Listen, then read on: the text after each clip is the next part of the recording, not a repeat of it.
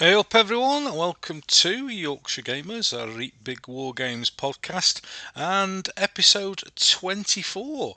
And the interview section will be coming up very shortly. And today we're going to be talking with Iain McDonald of Flags of War, and we're going to be talking about his flags, strangely enough, and also his new figure ranges. And in true Yorkshire Gamer style, we'll zip around all over the place and ended up with a extended chat about fish and chips and how they differ throughout the UK. So I'm sure you'll all look forward to that. In other news, I had a fantastic trip down to the Wargames Holiday Centre last weekend. We talked about that a little bit in the previous episode with Mark Freeth, and there was about 16 players down there, huge 30-foot table, 3,000 plus 28mm Italian Wars figures, and we had a really nice weekend.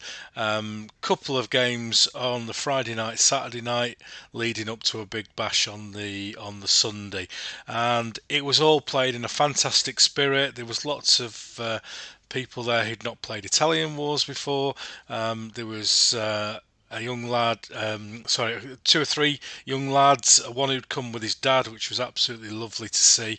And I met up with some people that I knew via the internet prior to the weekend, but hadn't met in person, including Mark and Chris Cornwall and Nigel Appleby. It was an absolutely lovely time. At the end of it, there's an award, the Don Featherstone Award, which was awarded to the most gentlemanly player for the weekend. And would you believe it? I was voted that person, so I've got my name on that trophy, which is a real honour. I'm on that with Charlie Wesencraft, would you believe, was the first recipient, so I'm very proud of that. I had a wonderful time, and I sat next to Robbie Roddis for most of the game, and Robbie was the Pope, because he self-elected himself as the Pope, obviously, so I am one of the few people who can say that they have served under Pope Roddis the First. It was a right laugh and a really good weekend. And what to me wargaming should all be about: those huge tables with the loads of figures, with the banter, with the chat, and with the friendliness. No competition, nobody that bothered if they're going to win or lose, but everyone having a really good time. So thank you very much to Mark Freeth for organising that, to Chris Cornwall to supplying the figures and doing a lot of the organising as well, and to Nigel Appleby, who supplied a big Florentine contingent to take part in the event. I supplied a painted vignette for the charity auction on the Saturday night at the event, which the proceeds have went to combat stress and Ukraine relief, and my vignette raised £80, which was absolutely fantastic for that. I haven't got a total figure of how much was raised, but some items went for a pretty large amount of money, and all in a good cause, and it was an absolutely fun time. By the time the next issue comes out, or the next episode comes out on the second week of May, I'll have been to CrackCon 2, the Plastic Crack podcast event. I'm looking forward to that, and I've lined up Martin and Steve from the Plastic Crack podcast to come on as guests in the episode after that one, having had Ken and Dom on previously. So looking forward to that event and meeting all the guys in person. But enough of me rattling on. It's time for our interview, and let's go and have a chat with Iain and see how things are with him. So without further ado, here's interview.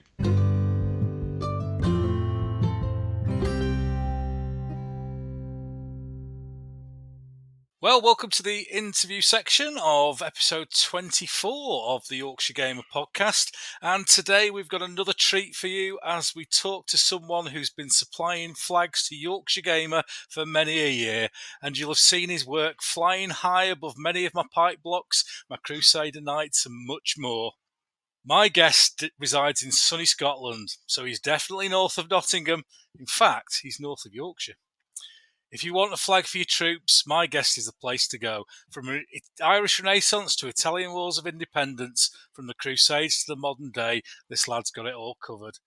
But now, not only has he done that, he's moved into the world of 28mm figure manufacturing. The crazy guy. We'll get the thoughts behind that in a minute. He's got ranges from gangs of New York to the gangs of Scotland when he's talking about the Jacobite Rebellion. Kickstarter is in motion for the War of Austrian Succession and some border Reivers that yours truly has painted up and put on his blog.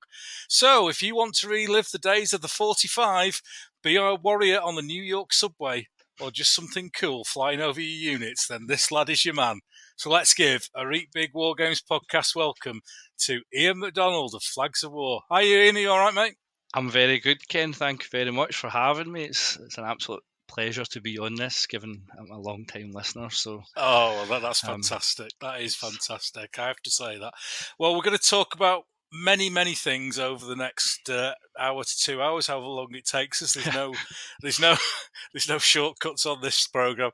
But the first thing that we do with everyone is we get them to kind of give us a bit of a hobby introduction, how they got into the hobby, what they did, etc. But rather than boring our audience to death for doing it for 2 hours, you've got 4 minutes. So how does that sound? Sounds good. Have you practiced? I have. You know, I've not practiced. I've had a little run through my. You've had a think. History. Yeah. Yeah, brilliant. Well, then regulars of the show will know that as it comes to the end of the 4 minutes, the music from Countdown will come on. And then if they keep going, they just won't shut up. D.I. Regan from the Swede comes on and he puts an end to it all. So when you're ready, mate, I'm going to press the button now. 4 minutes. So I was quite a late comer to wargaming. It wasn't until roughly my 20s, but I was always... Prior to that, it was my main interest was always miniature figures, mostly plastic figures. My dad was heavily involved with the English Civil War Society when I was growing up, so I would travel all over with him and his Covenanter regiment all the way down to England and doing various events down. And I remember being down at one of the events down in Ripon, and we actually just down the road from me. Yeah, I actually went to one of the tents and I found these call to arms English Civil War figures, and I was like, oh, and I basically kept on buying all these boxes of figures off the guy, and then from that it just kind of kept on growing. I moved into the Temple models. For the Napoleonic Wars, and I started to try and take an interest in painting them. It was nothing but a disaster, not knowing anything about priming figures, just basically buying these enamel paints and trying to paint tartan on these Napoleonic figures straight on to the plastic. So it was a bit of a disaster. And then later on in life, I kind of got... it was actually when the Lord of the Rings magazines came out for the Games Workshop, so I started getting into them, painting them, but it was I never had much of an interest in gaming until a little bit later on when my daughter was born. We were quite young when we had her. I was 21, and then I needed a hobby because I wasn't going out to the pub as much. So I basically started buying some Foundry figures and contacting various guys about painting them with no much interest in gaming. It wasn't until I contacted one of my local clubs, Glasgow District Wargame Society, and Dave Watson, basically said, why don't you come along, and kind of introduced me to start playing gaming. And from that I just started building armies, and then I started making flags for these armies, and then it just kept on continuing. And now I've got many friends in the hobby, play a lot of various different games, different back periods and backgrounds and stuff. So and now we are where we are with various miniatures, ranges, ideas, rules, flags. Spinning far too many plates in the hobby while trying to do a full-time job as well as having 3 kids to bring up. Well, you're 2 minutes 52 there. Are you quite happy with that? Yeah. Lovely. Well, we're going to talk a lot about a lot of those things that you talked about in a lot more detail as we go along. So you mentioned club in Glasgow. There Yeah. is that your current club? Is that where you're gaming at the No. moment? So I'd moved away from GWS because they only ever meet like bi-weekly on a Sunday, and it wasn't suiting. So I'm a member of a club, and I was actually there last night. It's Glasgow. It's called the G3 Club, Glasgow Gaming Oh, Group. okay. And I was playing my new game there last night with one of my friends, Mike. But there's a couple of clubs in Glasgow. Well, as with anything, everybody one club starts and then another club splinters from it, and next thing you've got 4 different clubs, but they all just do the exact same thing. So it's Yeah. Is there a war game show in Glasgow? well, there used to be one. The Phoenix War Games Club used to do a show, then that stopped. They did Wappenshaw, and then the Glasgow, my club, they did a show just before COVID, Yeah. and because of everything that's happened, it's not been able to go again. And we've had a lot of problems in terms of the club getting a building and stuff for our current club. Yeah. One of the community centre that they were using it's closed. It's like, but it's getting bought over, so there's different contracts and stuff. So it's just the difficulties of getting locations and stuff, and it's, some of the clubs and the Falkirk Club are the same. They had to cancel their show this year because of issues with COVID still in place. Thankfully, the Edinburgh show's going ahead. So Looking forward to Falkirk that. is Carronade, if I'm right. Falkirk's Carronade, yeah, yeah. and Edinburgh show's Claymore, so that one's going ahead. Carronade was cancelled, and those are two really good shows. Yeah, I've back in the sort of 80s and 90s, I was a regular at Claymore. We would always put a game on there, and we used to love it. But you look back for when you were younger, and you'd get up at like 4 o'clock in the morning and drive round Leeds and pick everyone up, pack a massive game in, drive up to Scotland, play it all day, and then drive back again. That's I'm going to Partisan with a stall, but it's like a 3-day trip. I'm taking the wife and everything. I was like, I'll take you for dinner, and then we'll talk about your border Reivers later on, but it'll be a bit like that. You'll be raiding over the border, won't you? You'll be raiding as far south as Newark, which I think get my money and back up the road. Well, that's good. And just before we do go a bit further, for anyone south of Newark, I'm going to apologise now because obviously you've got a Yorkshireman and a Scotsman talking, so you might want to wait for the YouTube version when there's subtitles available. when they used to show Taggart down in England. Yeah, murder. That's all I can remember from that show. So, have you got a setup at home? Do you do any gaming at home? Then where's your? I do have a setup. I've got. I used to have a bigger room, but then I had another son, so we had to move. So I've got a smaller room now, but I've still got a 3x3 table that I play some of my smaller games on. Yeah. And anything bigger, normally we'll meet up with friends to play somewhere else. But the 3x3 allows me to do like what I need to do. Yeah. And if we need to go elsewhere, my friends have got like summer houses and stuff, and or sometimes we organise it just in various halls to play bigger games. Yeah. Knowing rich wargamers is always a good thing. Yeah, there's yeah, it's definitely something in that, because there's some guys that have got really big collections. I'm always like, wouldn't mind going up to see what they've got in the rooms. But to be honest, there's not many guys that I know quite locally like that. It's probably further afield. Yeah, I'm very lucky. I mean, I've got a lot of big collections here, and we game here. But so what's your bag then when it comes to gaming? What's your periods that you enjoy? Pretty much, I have certain interests. Mostly stuff that was brought up with my father. As I said, my dad had an interest in English Civil War society, so I had a big interest for that, for Yeah. English Civil War, specifically the involvement of the Covenanters. Like a few years back, we was doing like a big Marston Moor project and stuff. That was always a big interest because of the involvement of the Covenanters with the Song League. And then the other big interest is probably the French Indian War. All right. I've got a big interest in that. It's like the Battle of Quebec has always been the dream to try and do as a full table. It's not a huge battle. You're only talking about 5,500 men Is that the one aside. where General Wolfe was killed? Yes. I Climbed the have heights been, of the heights of Abraham. I have been to that battlefield. Have you? Many years. A few friends have been. It's always been on my list. It's bloody tiny.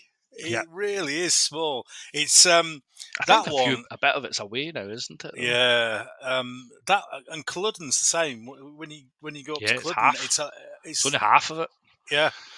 That's the problem they've got up there just now. Is they're trying someone continuously trying to buy the land to develop housing on it, but half of the battle's never been excavated. Oh, right, yeah. So basically, they're turning around and saying there's potentially there's graves, there could be anything over there, and there's like big campaigns to try and stop it because they're just if you've ever been up to Inverness, there is tons and tons of spare land. I was going to say they just want this one bit. It's like you've got. We stayed up in a place called Tain, which is even further north than Inverness on holiday. I remember coming down to Inverness and this is lovely. You saying then there's just land everywhere. Yeah, you're really not, and it's not like shit land with loads of factories on and stuff like that. There's land everywre. So why anyone would want to build? I don't know if it's the idea of trying to attract. They attract a lot of American tourists and stuff up that way to the battlefield, especially more so since Outlander and stuff. It's just swarms of them. But would you really want to buy a house on Bonnie Prince Charlie Way or something like that? It's no, not personally. It's kind of trying to turn it into Disney rather than a very important historical site. Yeah. And as said, to this day, it's still a graveyard. The bodies are still there, because there was mass graves for both sides, and they're still there. So that's one of the signs that you see when you go up is please respect this because it is still a graveyard, and the fact that half of it's not been excavated is that's crazy. I think Dr. Tony Pollard at Glasgow University's because I think I follow him on Twitter and I'm aware of this trying to build on Culloden battlefield, and I think it's probably through his stuff. But it happens down in England as well. It's always strange why it's battlefields. I don't get it. It just seems to attract people wanting to build on battlefields. We're just as a nation, and we're still together. We're still brothers at the moment. We're still together. Yeah. Although Yorkshire's going for its own independence as well. So we are particularly dreadful at looking after our history. And if you go over to the States, I mean, I appreciate they've got a lot more land and stuff, but all their major battlefields are, completely ring fenced. And in Antietam, Gettysburg, that I went to when I was over there, it's a national park. Yeah, national parks is a big thing. You can't touch it. You can't touch it. So, hopefully, fingers crossed, things will get sorted up at Culloden, and if there's anything we can do on the show to promote that, we will definitely do it, because I don't want some tacky bloody like holiday park on there, which is kind of the way that it could go if it went horribly wrong, isn't it? So French Indian War, and then obviously the Jacobite Rebellions, another big period of interest. And as I move into War of Austrian Succession with the miniatures, because that's ultimately what I'm trying to do with the miniatures, is they're things that I want. Oh, brilliant! so I go, well, if I'm not getting the figures that I want, I'll get them made and I'll produce them myself. Oh, brilliant, brilliant. Well, we'll talk quite a lot about how you come to make those choices later on in this show. Have you ever been involved in putting display games on yourself? Is that something you've? Yeah. Quite a thing. I would do at a lot of the Scottish shows over the years. We've done various different types of games. I used to do a lot when I was a member of GWS, and then when I left there, it kind of ramped up a bit more with me doing more stalls rather than Yeah. gaming. And so that was. You normally can see me sitting at a show with a very sad face watching everyone gaming, and me trying to persuade my wife to come along and do the stall while I can go and play and throw dice. But Yeah. she she's not gamer friendly. She thinks we're all strange. Well, she's probably got a point. Bless her. Her fear is that someone will just ask her a question. I says, but if they're difficult questions, just give me a shout. And she's like, no, it's just any question, just Yeah. not even difficult ones, just a question. So you said you started late-ish into gaming. What sort Yeah. of year, what sort of age were you when you So I started was pushing your figures around? about 23 when I started Oh, to okay. get back into it. Yeah. So as I said, when I had my daughter, I was like, right, I need to do something, and it was more. I've always had more of an interest in the painting side of things, and then the Mm. gaming came later because I never really thought much about it. When I was a kid, I used to see all these dioramas when I'd go to like Edinburgh Castle and stuff with my dad, and I would just be like, oh, that's amazing. And so the interest was always about creating a spectacle, and that's kind of what I try and do when I do games at shows. It's always about putting on something that people can look at and go, yeah, that looks great. Mm. And that's what I like when I go to a show. If I see a game table that's spectacular, I'm just like, Mm. that was worth the money alone. There's been various ones over the years that I've seen, and you're just like, yeah, that's how I want to game. That's proper. And we were talking before we started about David Imrie, who's Yep. a friend of yours. Have you done anything in collaboration with him? He puts some We did cracking games on. the Marston Moor one. The unfortunate situation with David is that he has such a big interest in medievals, and I have Yeah, we need absolutely to break zero. you out of that, don't we? I have absolutely zero interest, and he will say to me, "I'm painting Vikings and stuff," and I'm like, "Okay, I'm not interested." Or ancients, and I'm just like, "No, no, no." No. So he has a group of friends, and they play on these big games. And I'm like, "Invite me along when there's anything past the 1540s." Yeah. That's your base limit. Yeah, roughly mid 1500s forward. And to be fair, I actually got quite a number of figures there to try and do more of a small project for the Flodden. Okay, yeah. Pete's Flags was doing the Flodden figures, so Yeah. they're quite. It's the same sculptor as mine, so I was like, oh, I'm going to get them. They're nice, and I did a range of flags for it. So Oh, um, brilliant. it, Absolutely superb. So, the thing that we do to kind of close off this first section is the good old Venn diagram of wargaming, copied on many shows but never equaled. And uh, so, just kind of looking at where you fit in this four-piece jigsaw, if you like, of wargamer, painter, collector, historian. Are any of those more prevalent in the way that you look at the hobby? What's your take on those? um, the the biggest part I enjoy is painting. Yeah. It's always been about the painting. I love painting. I, I would say I'm a collector, but I do tend to, if I don't have much use for it, I tend to sell it on. Oh, a But seller, a seller. yeah, no, I'm not particularly looking for much on it, but I just go, well, I'm never going to really play with it, or someone's not interested in doing a game with it, so I kind of Mm, sell it on. Um, but I do love gaming. mm, It's a good way to relax with friends. And I'm very particular about my gaming and who I game with. yeah. I'm not a gamey gamer. I'm not a competition gamer. And so I like to I'm always the kind of guy that's willing to do that charge that most people say you shouldn't. Yeah. I'm just like, yeah, go for it. Hey up, Ian's off again. Yeah, let's see what happens. They're like, no, you'll die, and I was like, well, let's see. Let's see. You never know. One time in a million. We'll talk about my Culloden experience towards later on in the show, but I've got some interesting stories along a similar line to that involving that battle.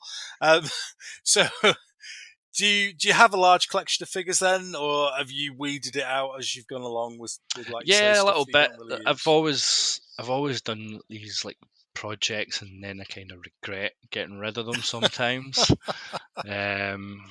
As I say, we used to do various games at shows. I don't know if you ever heard of the Very British Civil War stuff. Did big Yes, games of yeah, that. Had yeah. various different groups. I would have my Glasgow Covenanters with various different groups, and my other friend, he had his Red Clydesiders, and we Brilliant. would do these battles, and there was actually one show that we did, and we did it was called the Battle of Glasgow Green, and in the Glasgow Green there's a big red sandstone building called the People's Palace, and that was the front. That was like our Glasgow Reichstag kind of thing, and we had the Red Clydesiders were defending the People's Palace, and we were attacking it and trying to claim it back for Yeah. the righteous Covenanters.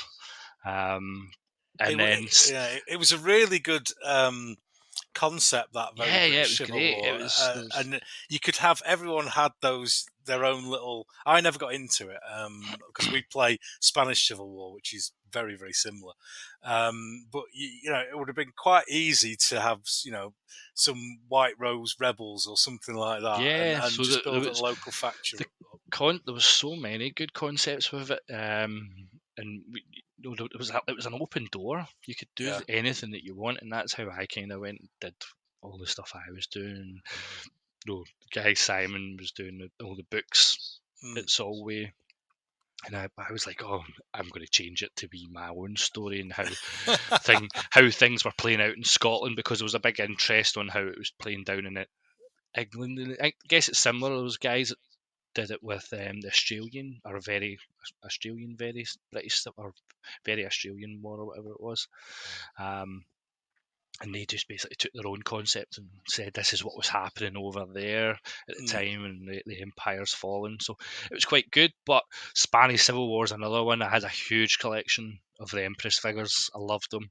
I had it was a large nationalist collection, and then again I just I got rid of them, and it was just like I look back at those figures and go, I really painted them really nicely and wish I hadn't sold them. And Yeah. then it's just one of these things. You just move on. Yeah. But again, I've got boxes and boxes of figures in the attic, and you open them and go, I really should play with them again sometime. And then you never get around to it. Yeah, so you're going, why do I keep them? Somebody else could maybe get use out of them. Yeah.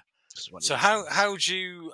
We'll talk about the business in detail later on, but how do you manage the social aspect of your wargaming with the business side of it? Do you very sort of strictly break down time, or how do you sort things out? I try. The website takes over a bit, especially during COVID. Everyone was loving COVID and how much they were getting to paint and stuff, and I'm just like, yeah, my website's getting absolutely hammered with orders. And all I've got is these wargamers sitting in the house waiting for these flags to come, so you're not even getting the same amount of time to get them delivered. They're patiently waiting, going, right, where's my flags? So I got nowhere near as much paint as some people did during lockdown. I'm trying to make sure that I get painting in now. I've been, because I'm still working on my Battle of Falkirk project, trying to do both sides for that, and various other things. I'm a bit of a a goldfish when it comes to just moving around and like, oh, or just or a magpie, as I say, just Yeah. moving around and just collecting different things, like just randomly going, oh, that looks good. Like recently, just bought a whole load of the Knuckle Duster Cowboys, Yeah. and it was just because I was seeing all the guys playtesting the new Lardy's rules, and I was like, oh. I might get on the forefront of this one, get myself a couple of cowboy factions Yeah. before the rules come out, and then I'm ready. So I've been doing them and a lot of Irish War of Independence figures. Okay. Yeah. Is that the 1916? No, just later. So the War of Independence in 1921. Ah, right. So Okay. just after it, when they were After the trying, yeah. yeah. So just after 1916, and when you've got the Royal Irish Constabulary Auxiliaries and the Black and Tans and the IRA Yeah. fighting. So I've been painting up a lot of the foot source stuff because I had loads of it for a number of years, but it wasn't a huge collection, and I was wanting to build on it, so I kept on speaking to Andy and going, when are you going to start spinning those molds again? Because they had it off the website for a long Yeah. time. Yeah. And It I was like, was. Yeah.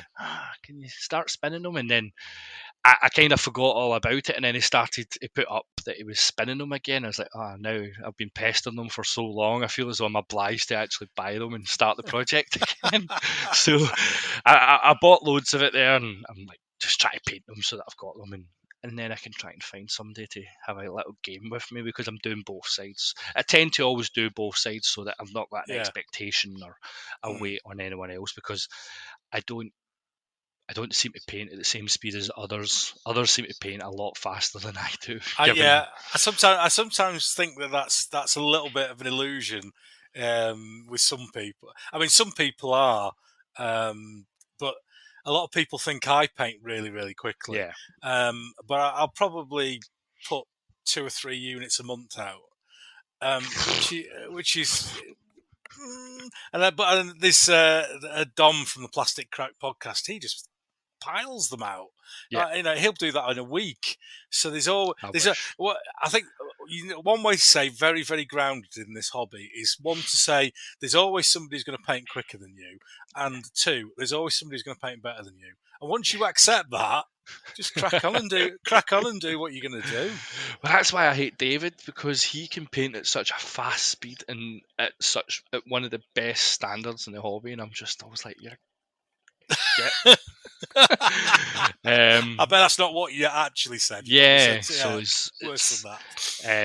I can't I can't keep up with some of the people, so I just try to do my own thing, my own projects, and hopefully one day when they're finished, I'll turn around and say, does anyone fancy a game? And somebody will say yes, Yeah. or I'll just I, need to sell them. I think, yeah, I think there's people all over the country who are waiting for retirement, to get those collections back from under the table, out of the cupboard, wherever they Yeah. are, and get them on the table. I think that's what we're all looking forward to. Well, that's a great introduction, Iain. Thank you very much for that, mate.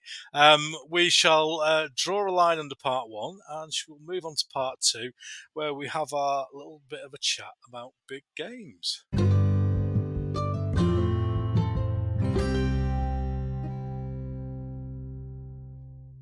Well, welcome back, everyone, to part two. We're going to have a chat about big games. It's something that we do with all my guests, because it's called the Reap Big Wargames podcast. So if you've come in here looking for skirmish advice, you're probably on the wrong podcast. So, Iain, what does a big game mean to you, mate? What pictures does it draw in your mind? Spectacle. That's for me. That's what I want to see with a big game. I want to see a lot of I want to see terrain. I want to see a lot of big units. I want to see a lot of flags. Oh, Yeah, definitely a lot it's of the flags. flags. The flags do it for me. There was a couple of years ago I was down at Salute, and I can't remember the guys that were doing it, but they did a really big 30 years war game, and every unit had one of my flags. So I was like, this is fantastic. I was like, wow. And I spent many just sat there taking photos of it because it was beautiful. But yeah, it's big units, because when we did our English Civil War, me and David were doing huge units. We were talking 12 bases of 4 figures for for one Wow. unit. Yeah. No, not 12 bases. Yeah, 12 bases of 4 figures on each. So quite big units is what we were after. And, some of the units I was doing were double units, so Wow. they were pretty big. It was a great project, but that's how I like to do it. That's what I'm Did you? doing with Yeah. my 1745, well, my 1746 Battle of Falkirk project. Just try to do big units on big bases, make it look good. Mm. And what's so? Is that the appeal for you then of the bigger game? The visual spectacle of it. Yeah, definitely. It's one of these. I'm very strictly 28mm painter kind Yeah. of thing. Yeah. I don't go below that because it's a lot to do with the visual aspect of it. Mm. It's seeing those big units on the table, seeing lots of units. We were involved. Don't know if you've seen the Tony Pollard when we did the big Waterloo game. Yeah. Were you involved in that? I was, Oh but wow. I got ripped off by the guys in terms Oh of that. So no. I was involved. So I know a few of my friends were the guys that they were doing like the umpiring and stuff. Yeah. But they basically turned around and said, "Oh, is there any chance you could put on your own game in the gallery?" So there was Right. like a side project kind of thing, Yeah. so that people who are watching it they don't have to continuously watch the big game being played. They're just there as spectators, but they can get involved, which was quite good because I basically put on a small Jacobite game, using muskets and tomahawks, and we had lots of school kids that came along, and Oh, brilliant. we got them involved in a little bit of wargaming, so that was quite fun explaining to them what we were doing, hunting for some Jacobite gold. But I'd painted all my unit for the the game, and then as I said, they were kind of like, "Oh, can you do this?" And I was like, "But I've painted my unit and I've paid my money," and like, so I never got to take part in it. I got to be there, but I never got to take part in it as So much as I planned. you're kind of there on the balcony looking Yeah, down. watching That is somebody playing my oh, figures. that is torture, mate. That is Yeah, absolute so torture. it there was just hundreds of people there playing the game. Though it was kind of like it was quite hard to keep track of, and the guys done a brilliant job doing Yeah, it. 'Cause it was quite a spectacle to watch. yeah, It was quite interesting hearing. Is it Mark on the last show, and he was talking about how he used to have this excess board at yeah, the holiday centre, and it just became the place for the coats. That's kind of what happened there. There was these other tables, where the units all started, but everything just came together in the middle, and then there was all these tables at the back that just kind of got left behind, and there was just excess stuff sitting on them. But that was a great event, and hopefully they can do more. I know they've got plans to do. They had aspirations to do some other giant games like that, but I don't know what's happening with it. yeah. I mean that would certainly be something spectacular to see, wouldn't it? Again, Yeah, I think um, I'm not 100%. What was it? What was one of the big ones with Napoleon and I think the Prussians? Was it Leipzig or something? Leipzig, yeah, is Yeah, and the huge one somebody that we was had. wanting to try that one, but I think that was huge. Yeah, I saw last week that somebody's doing a book, Wargaming Leipzig, and through Helion. But it's just a sketch of what it is at the moment. So I'll be interested to see what drops out of that on the other side. Yeah, it's difficult. Yeah, I think it must be so. I've never gamed to that scale. I do like big tables, and I've gamed on a few of them, but that's huge. It's a couple of days to game that, I think. yeah. I just can't believe that you had to look down on that game. That oh well. I mean, Yeah, you've done. It's been great. You've introduced some new people to the hobby. yeah. But I'm sure they could have been introduced at another time. I was okay with it. I got to paint my Enniskilleners, so I did initially wanted to paint the 71st. They were one of the Glasgow Glasgow regiments. Highland Light Infantry. Yeah, so they were the precursor to the HLI, and I was like, yeah. So that's always been my dad's interest was the HLI in the First World Mm. War. So I was like, I'm going to paint those guys, but I think they were like at the Battle of Waterloo. I think they were like a double strength unit of Yeah, they were a huge. thousand men, and they were like, yeah, and you'll need to do all the dice on the dice on the shackles. And I was like, no, I'll just paint somewhere else. Yeah, let some other mug paint that lot. But it was great the way it worked, because there was guys coming from all over the world. There was guys coming from Australia, and some guys that I met there at the show, I was still quite friends with them. Oh, that's brilliant. So that was quite good, because you got to sit down with them, and they were coming up asking me about my figures, my flags and stuff. Yeah. But these guys were bringing figures from everywhere, and like we went to the night before it, and you were to drop off all the figures, and it was brilliant the way that they catalogued everything, they photographed everything in case anything got damaged, etc. It was all registered. It was some organisation it took to do it. But it was just amazing to see that everybody all doing all these figures and bringing them from all over the world. Yeah, it was the pictures that I saw of it was absolutely spectacular, and I was desperate to be involved in it, but unfortunately work got in the way, and I couldn't. And I knew early on that it would be a nightmare to do it, but that would have been kind of the ultimate, because ever since starting, I've big games are what I've done, and to be at the biggest game would have been. I was in contact with Tony Pollard because I was going to bring some Jutland stuff. I would have been on the balcony with you. Yeah. If I would have gone, I would have been on the balcony with you. But yeah, looking down. I think the disappointing thing was there was adjudicators there for the Guinness Book of Records and stuff, but I don't think it was ever able to get in, because they had nothing to measure it against, and it was basically that they couldn't officially say it was the biggest war game in the world. So it was a shame that all that effort, and they couldn't actually get that status to say, yeah, we are the biggest war game. I think there's some have disputed it as well. Yeah, other noticed. guys. I noticed around sort of social media and the internet, there was a lot of people just randomly going, "Yeah, my name's Dave, and I've done a bigger game than that." Oh, have you got any? Shed. And all the pictures have been destroyed in an earthquake. So nobody ever actually came forward. Because we did Leipzig 1-33 ratio, and that was a lot of figures. But 15 mil back in those days, back in the probably late 80s when we did that. So I'm sure but it's having the proof of it. I've got a couple of dodgy old photographs of it that are sort of blurred that you used to get, because you take a photograph and then you didn't, until you've been down a TruePrint or whatever, you didn't have a bloody clue what was on it. And then you realise that you've just put your finger in front of it, and you've taken all these photos. Yeah, I remember those days. Yeah, absolute nightmare.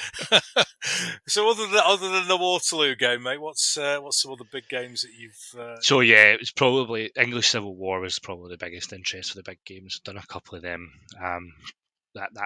That's the biggest interest for that, and obviously the Jacobites. I would love to do something in terms of the War Austrian succession, but I want to try and get my Jacobite project out the way to do the Battle of Falkirk, because it's probably, as a gamer, it's probably the only one that you can really fight. Yeah.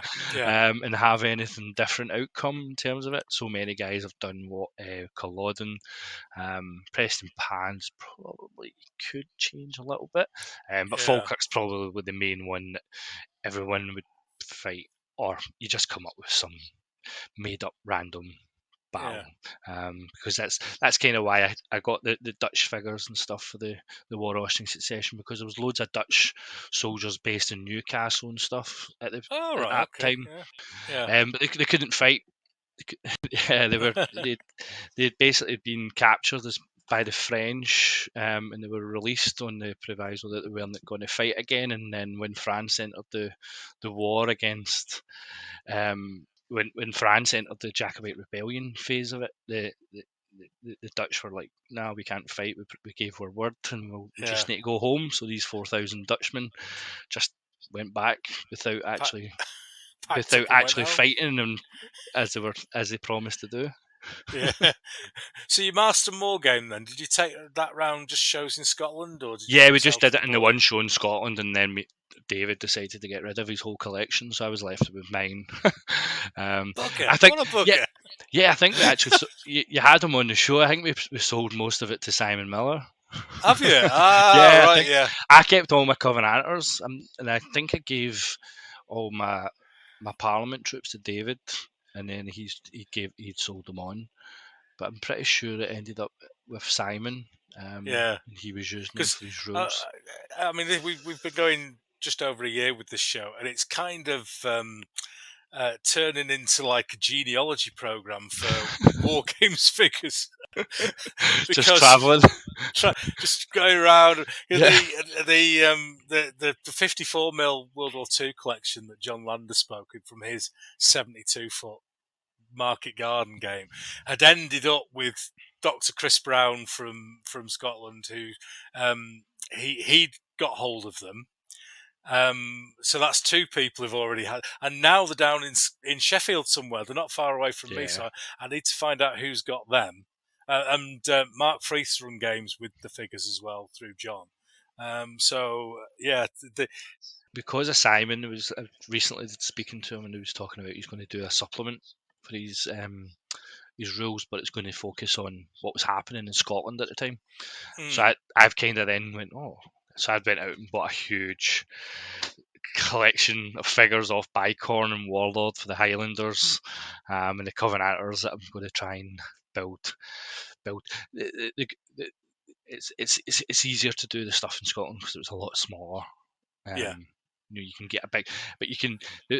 Although I say it's smaller, I tend to focus on doing bigger units in that case rather than saying, well, I'm up against it, I need to get a huge battle, so I'll do smaller units. So I can make bulkier units for smaller battles because there'll be less units required for some of the battles that were yeah. Because happening up here. I think with Covenanters, they're one of the most useful armies Yeah, because you can fight, you can come down into the north of England yeah. and fight the royalists in Yorkshire, or you can fight Montrose when he's running around with his You can Irish fight the and new model army at you can fight the new Dunbar. model Yeah, army. they were fighting everyone. They were in Yeah. Ireland just before it and stuff, so um, they, they are very useful. And many people use them also for the 30 Years' War because there was so many Scots going over to fight then as well. Well, some of the Gustavus Adolphus's army was made up of many Scots, even some of the French and stuff as well. They do enjoy a good fight. Yeah, yeah. I think they tend to think we like a good fight. I probably think it's we like a bit of money,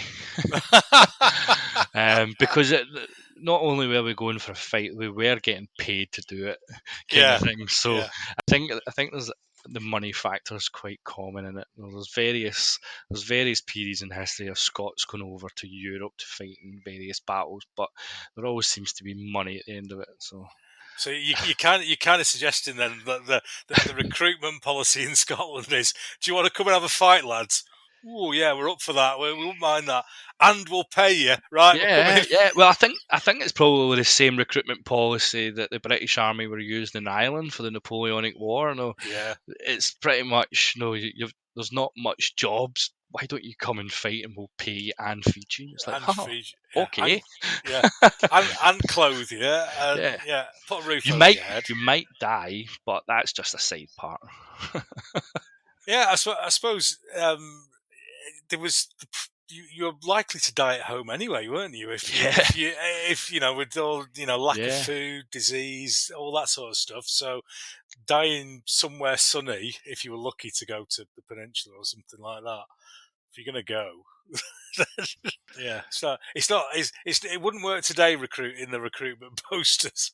No, Join the army. It's better than dying at home. yeah, no, But definitely. I don't. I I don't don't think think that it would would. work. Yeah, I don't think it would. We know too much now We do, with mate. things We like the do. internet and stuff. But as I say, I'm doing my Jacobite project, and that's the main aim to get a big game with that once that's done. That would be the dream. And then, as I said, if I could, I've always had this absolute fantasy of doing the Battle of Quebec. But as I say, as a spectacle, to have, I've always had this dream that it's going to be the table with the battle on it, but the table's actually got the Heights of Abraham at the side of it, with the St. Lawrence at the bottom almost, with the troops climbing up to take part in the battle. I've gamed a few things from the Quebec, but it's more the smaller stuff. Yeah. Because there were so many battles happening around it. The British were besieging the city for a good while. So, but there was loads of these stories of natives just attacking them. Don't go to do the toilet basically, because these guys were just if you went into the woods you didn't come back. So I try and do a lot of those games, but that would be the dream, would be to do the Battle of Quebec. Yeah. Oh, brilliant. Well, I look forward to you putting that together. That will be good. So just to finish this little section off, I always we kind of all know that skirmish gaming is kind of prevalent at the moment. Yeah. Although I'm pushing to get the big game back in there. Yeah. But it's no coincidence that Warlord Games brought their Epic range out 2 months after this podcast started. I'm not claiming responsibility, but coincidences, do they really happen? Anyway, so what do you think? What do you think are the things that are good to sell big games to people? Because a lot of people are put off by them. Yeah, it's a hard one, isn't it? Because we come from a culture where it's just buy a starter set and get going, and that's obviously the good thing about that Epic game. It's not my interest at this, given the scale, but I can see why people would be drawn to it. You get everything in a box. You get the rules, you get the figures, you get the dice, and anything else, and off you go. And to try and convince folk to paint all these figures, it's quite a difficult one, I think, because like some of the clubs that I go to in terms of the skirmish games are a big thing. Games like Saga and Sharp Practice, some of the big games, but I'm starting to see some of the guys playing bigger games, like some of the To the Strongest and stuff, a lot of the times using smaller scale figures though. Rather than the 28s, which I think would look so much better, but it is difficult. You're preaching to the converted here with that. But it's one of these things. There must be so many big games going on, and I'm basing that on some of the flag sales I get, because some people will buy just tons of flags, and all I'm thinking is, I'm not thinking about, oh yeah, that's great, I've got all this sale. I'm just like, I want to see their figures, because they must have tons. Well, that's one of the things that's come from me doing this podcast, is that I was kind of getting to think, am I the last person? Am I the only one left doing these big games? And I knew I wasn't. I think the problem we have, Ken, is I subconsciously should try and do things like see when you're on like Instagram and stuff, and trying to make like the historical war games as a tag, because we're kind of overrun by like the Games Workshop and the fantasy and the sci-fi stuff, and people might disagree, but I don't call that wargaming. It's a strange one, because for me it's different. It's a different type of the hobby. For me, wargaming is historical wargaming, and it's trying to basically like a PR job for our side of it, and try and make sure that we see it. And I think the spec is so much better looking than anything else in terms of the fantasy stuff. But it's a harder sell. We were talking about it last night and telling some of the guys that are right into the fantasy stuff, and they're talking about how they love the fluff and the storylines behind a lot of the fantasy stuff. And I was like, well, that's already written for us. I don't need to do that. I mean, when you think about historical background, as if you thought about that as fluff, then it's all there. I mean, I remember reading this massive book by Nigel Tranter, I think it was, about Montrose, and it was about 3 or 4 inches thick, and I remember reading that on holiday, and that was the fluff that I needed to get interested in that period of history. Good historians, good writing. Yeah, it's probably one of the big draws for me. As a kid, my dad was taking me to all these battlefields. I was going over to, my dad was going over to the Somme every single 1st of July for continuously for 25 years. He was there every single 1st of July for the remembrance. So I was going to all these different places as a kid, so I always had this historical upbringing, and that was always my interest. And you can see behind me all the books. It's pretty much it's one of the biggest draws is learning about the periods, learning about new periods. It's one of the things I do with the flags. People will ask for flags. I have absolutely no interest in gaming. I have no interest in really the history at that point, but a little bit of research to try and give the best product possible with the flags takes you can end up down a big rabbit hole, and next thing you've got a huge collection of books to try and read on it and get up to speed on the flags and how these were issued and when they were issued. And one of the biggest issues is the British history. Up to a certain point, we started recording flags, but anything before that, we just didn't. Nothing, didn't bother. We left that to the Europeans for some reason. The French loved it. They loved it. They loved just recording and drawing the flags. British were like, nah, no time for that. Brilliant. Well, that's a nice little a big game chat, and we'll certainly between us we'll keep pushing our big figures and big tables and big units. It's definitely the way forward. And to be honest, I think most of the people who listen to this think that anyway. So I'm kind of preaching to the converted. But if you're on the fence out there, if you missed a splint the bottom, then get off the fence, get in the 28mm big field. That's all I'm going to say. So Iain will be shaking a little bit in his boots because it's the quiz next. Cool. Back in a minute.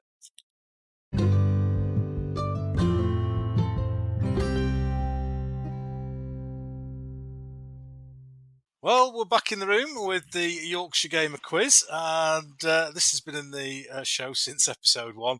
And if anything's going to cause me trouble, it's this one. So, before we start, we have our usual disclaimer for those who are a little bit sensitive about things that we say. And we're not having a go at your gaming. What we're doing is we're having a bit of a laugh and a joke. So, are you ready to go, mate? Am I prepared to fail, you mean? Yeah. Well, all the answers are a yes or no, or one of 2 selections. And as I warn everyone, there may be some regional bias in some of the questions. And it's not particularly subtle either. So, question 1, Iain, go big or go home?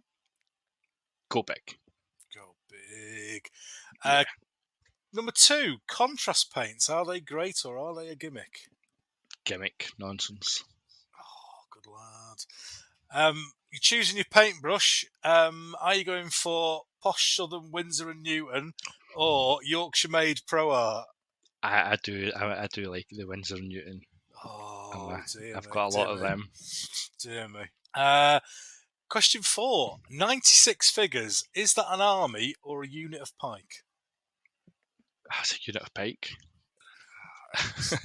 Excellent. Yeah, we're on the same wavelength here. 6x4. Is that a big game or a small game? That's a small game. Small game. Yeah. You're choosing your sides for a battle. Are you going to go points based or historical order of battle? That would have to be the order of battle for that one. Yeah, definitely. Excellent. Doing well so far. We're painting some figures up. Are you using a wet palette or an old bit of MDF? I'm letting the side down again. I'm going for the wet palette. Oh, dear me, dear me. When you're undercoating your figures, do you go black or white? Black. Always black. I can't do it with the white. No, I can't either. I can't get it. Some people can do it. I just can't. No. But other people who paint white on white go, how do you paint with a black undercoat? Yeah. Strange. Yeah. Well, obviously, there's loads of different techniques out there, and some of them is whatever works for you. Yeah. But I have horrendous problems with white. Even when I'm painting, I've just painted a couple of battalions that are almost completely white, and I've started with a black undercoat. And everyone will go, "You're mad." I said, "No, Even because when if I start with white, I'm not gonna get if I'm anywhere." painting white, I'll spray them in grey. Yeah, So like French, if I'm doing French, I'll spray them grey. yeah, just for quickness. yeah. The only thing I've ever sprayed grey is some tanks that I got from Blitzkrieg, and all the paint kept falling off them. Right. I'd scrubbed them like 1,000,000 times, and I ended up getting this grey plastic primer. But then I sprayed the black over the top of the plastic primer. So, yeah, creature of habit. We don't like change here in Yorkshire. Yep. We don't like change.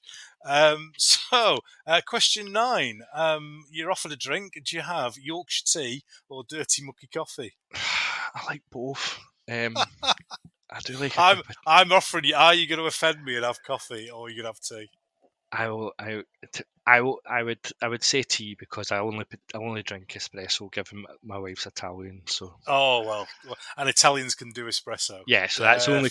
I don't drink like Nescafe type coffee. Yeah, I'll take tea.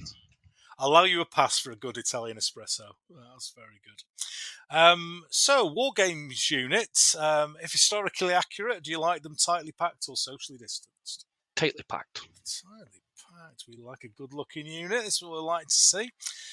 Question 11. A 2-hour club game or a weekend monster game? Again, I like both. Depending on the type of game. So I would, if I was to, the kind of guys that I would be wanting to game with are quite further afield, so I'll go with the weekender because those are the guys that get everyone together. Yeah, we would come together to play one of those games. And we're on to the honorary Nick Skinner question from Two Fat Lardies. And this is avocado. Is it just posh mushy peas? Do you have avocado in Scotland? Yeah, we do. Does it reach that far? Yeah. Yeah, we do. Again, yeah, I don't mind avocado. I like mushy peas. You like mushy peas? It is posh, though. I'm give you that. I'm from the East End of Glasgow, so it's very posh. So it's posh mushy peas. Yeah. So it's fish supper up there, isn't it? Yeah, we have a fish supper. Supper with salt and vinegar. Yeah. We're the West Coast, so we have salt and vinegar, and then in the East Coast you have salt and sauce. Oh, right. What sort of salt? Salt and sauce is basically, if you imagine like brown sauce, but it's heavily vinegared, so it's watered down with vinegar, and they basically pour it all over the chips. That sounds like Henderson's relish, the Sheffield Worcestershire sauce. Have you ever seen that, Liam Perrins? Yeah. Is it like that? I think it's. I'm not too sure if it's the same. It's still quite thick. Oh, right, okay. In terms, it's almost like a gravy consistency that it's poured over the chips. So they call it salt and sauce, and in Glasgow you have salt and vinegar. Well, next time I was up in Scotland in February for my birthday, actually in Edinburgh, and I didn't have any fish and chips. So next time I'm up there, you say salt. They will ask you salt and sauce, and you say yes. Whereas in Glasgow they say salt and vinegar. So it's a big difference between the two different. Okay, well, this is the first episode of Yorkshire Gamers Eat Big Fish and Chip podcast. I'm not even a fan of fish and chips. You're not? I eat them, but I'm not a huge fan of the chop chips. My wife loves them, but I'm not a huge. I'm not even a big seafood eater. Right. Well, question 13, and this is your chance, Ian. I don't want you to let down your nation by being the only person who goes one way on this question. Okay. So, round dice, spherical dice, are they allowed on your table or are they banned? Every single time you ask this question, I'm like, there is such a thing. So yeah, they're banned. Banned! I didn't even know they were a thing. So yeah, how do you tell what the result is? Yeah, exactly. I mean, I've told the story many times, but somebody brought them here. They rolled them. They went off the end of the table, having damaged a couple of figures. And the rule here is any dice on the floor don't count. You have to re-roll them. Yeah, totally. Yeah. So what we're going to do? Spend all day watching them roll the dice off the end of the table. How would you know a round dice is cocked or anything? You know, I don't know. Yeah. It's just, that's peculiar. People sell them. I take it you haven't got any in your web store. No. No, people sell them. I've never seen one in person. I don't know. I would need to Google that one. Yeah, no. And then somebody a few episodes ago told me that people make a dice within a dice now. I think I've seen that. Yeah, so I don't think I've ever gamed anything more than a D20.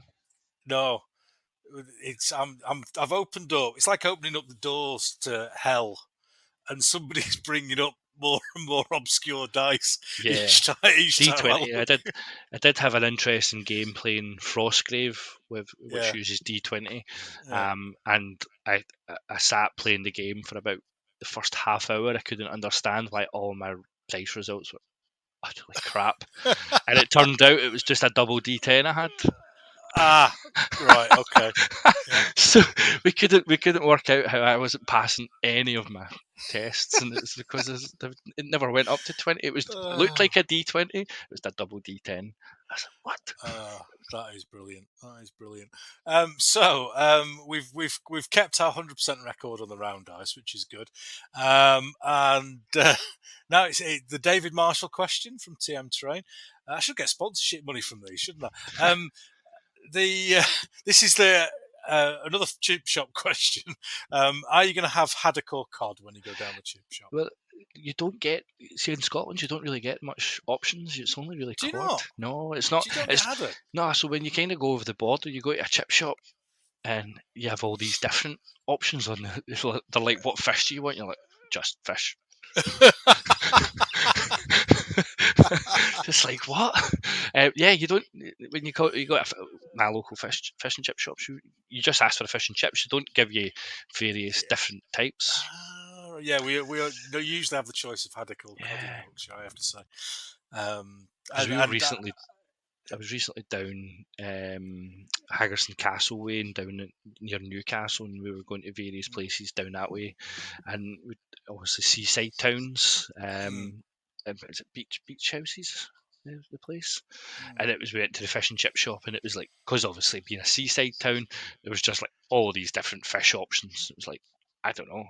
What do I pick? I was like, what's better? It even made me confused as to what is it we have in Scotland. It's just fish. We don't get the options. Yeah. Quick Google, what fish do we have in Scotland? I think it's cod. I think it's certainly cod. Yeah, that sounds good to me. Do you like a good table and a set of rules, like a casualty table, or do you like your results from your dice rolls? I like the results from the dice rolls. Yeah.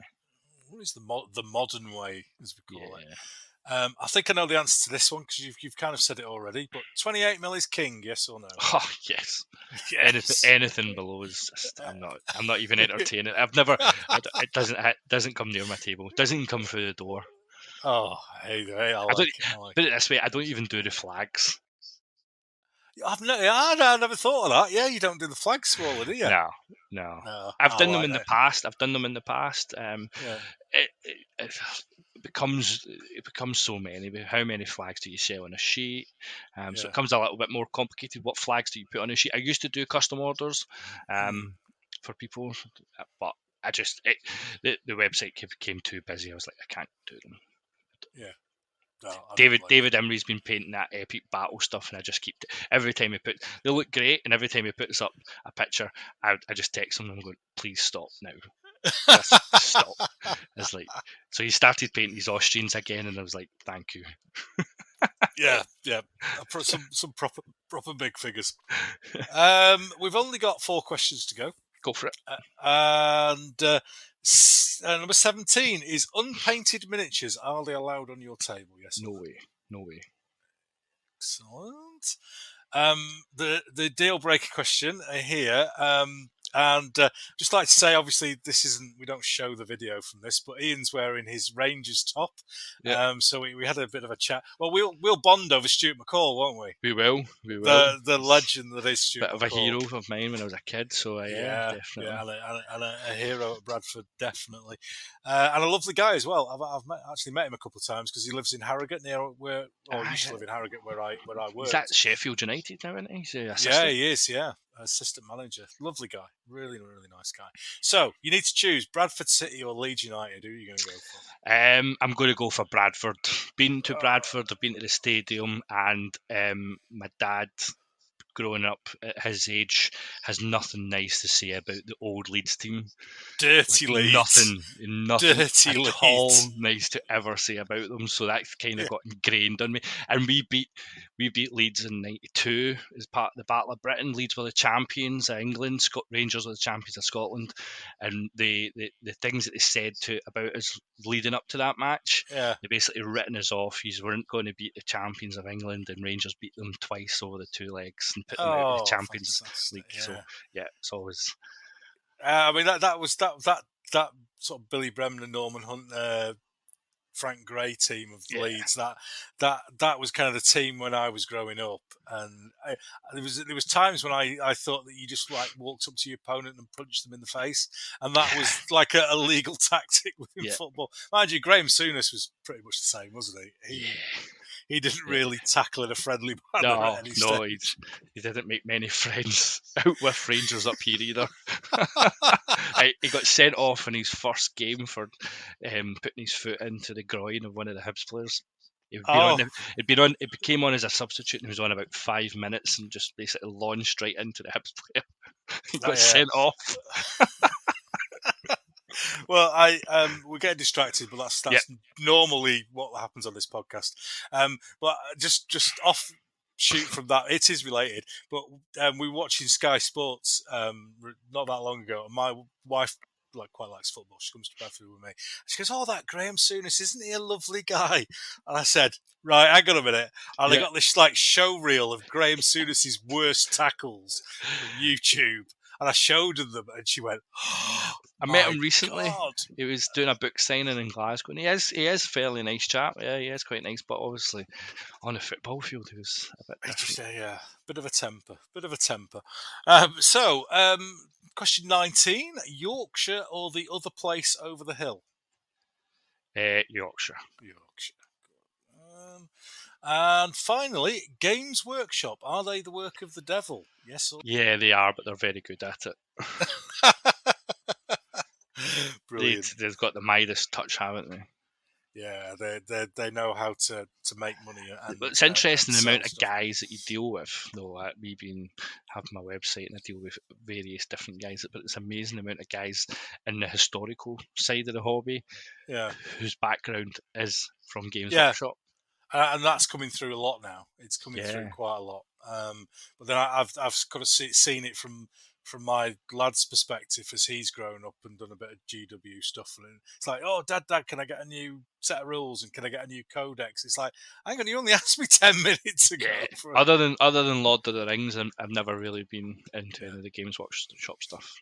That was it. It's Lord of the Rings because of the movies, but in the books. But I was never into 40k or Warhammer. Brilliant. Well, we're definitely like-minded, mate, because you've come up with 85%, which is. I thought it was going to be a disaster. No, you've done really well there. My mate Sean Clark from God's Own Scale and Alex Sutherland both did dreadfully, but they're 15 mil and 6 mil gamers, you see. Right. So, and that episode just went downhill from the start. It was very funny, but there we go. So just in this section, we talk about our Wargames Room 101. And did you manage to come up with something? I did. Oh, brilliant. So, just for the listeners, if you haven't heard this, then Room 101 is in George Orwell's book 1984, and it's a room where your deepest, darkest fears are put. And it was turned into a TV show, and the guests would come on, and they would say something that they particularly like their pet hate, and they would try and get it consigned to room 101, where it would be banished forever. So, Iain, this is your chance, mate. We've had some interesting ones in the past, and Simon Miller in the last full episode chucked in big Sabo bases, which I would never in a million of years have thought of, I have to say. But now he's mentioned it, everything I see has got these stupid thick bases. So yeah, I'd been doing what Simon does for a few years with chamfer on the edges as well. Yeah, and I use the same bases that he does for his games with the jagged edges and stuff. I do that. As I say, it's always about the spectacle. So having it blend in with the table, I quite like as much as possible. So, Iain, come on then, mate. What's your entry or attempted entry into room 101? Hex tiles. Hex tiles. Yeah. Oh, I can get behind this one. Come on, mate. Give us your rant. I don't know what it is about them. I think it's because, as I say, it's a spectacle for me. And if the fact that you can see all these lines across the table, I'm just like, no, that's not cutting it for me. No, and I'm not so bothered about it if I go to a club and someone's playing a game on it. That's totally acceptable. But if I go to a war game show, I'm not even stopping to look at that game. I'm just walking past it and going for a tea or something. It's one of these things. Loads of guys, I say it to a lot of folk, and they kind of go, "I love playing on hex tiles." And I'm like, "That's you. It's not me." So it is just the hex tiles, and as I say, it's just breaking up that spectacle of the gaming table. At least have a gaming mat or something with some hills on it or under it or whatever. Yeah.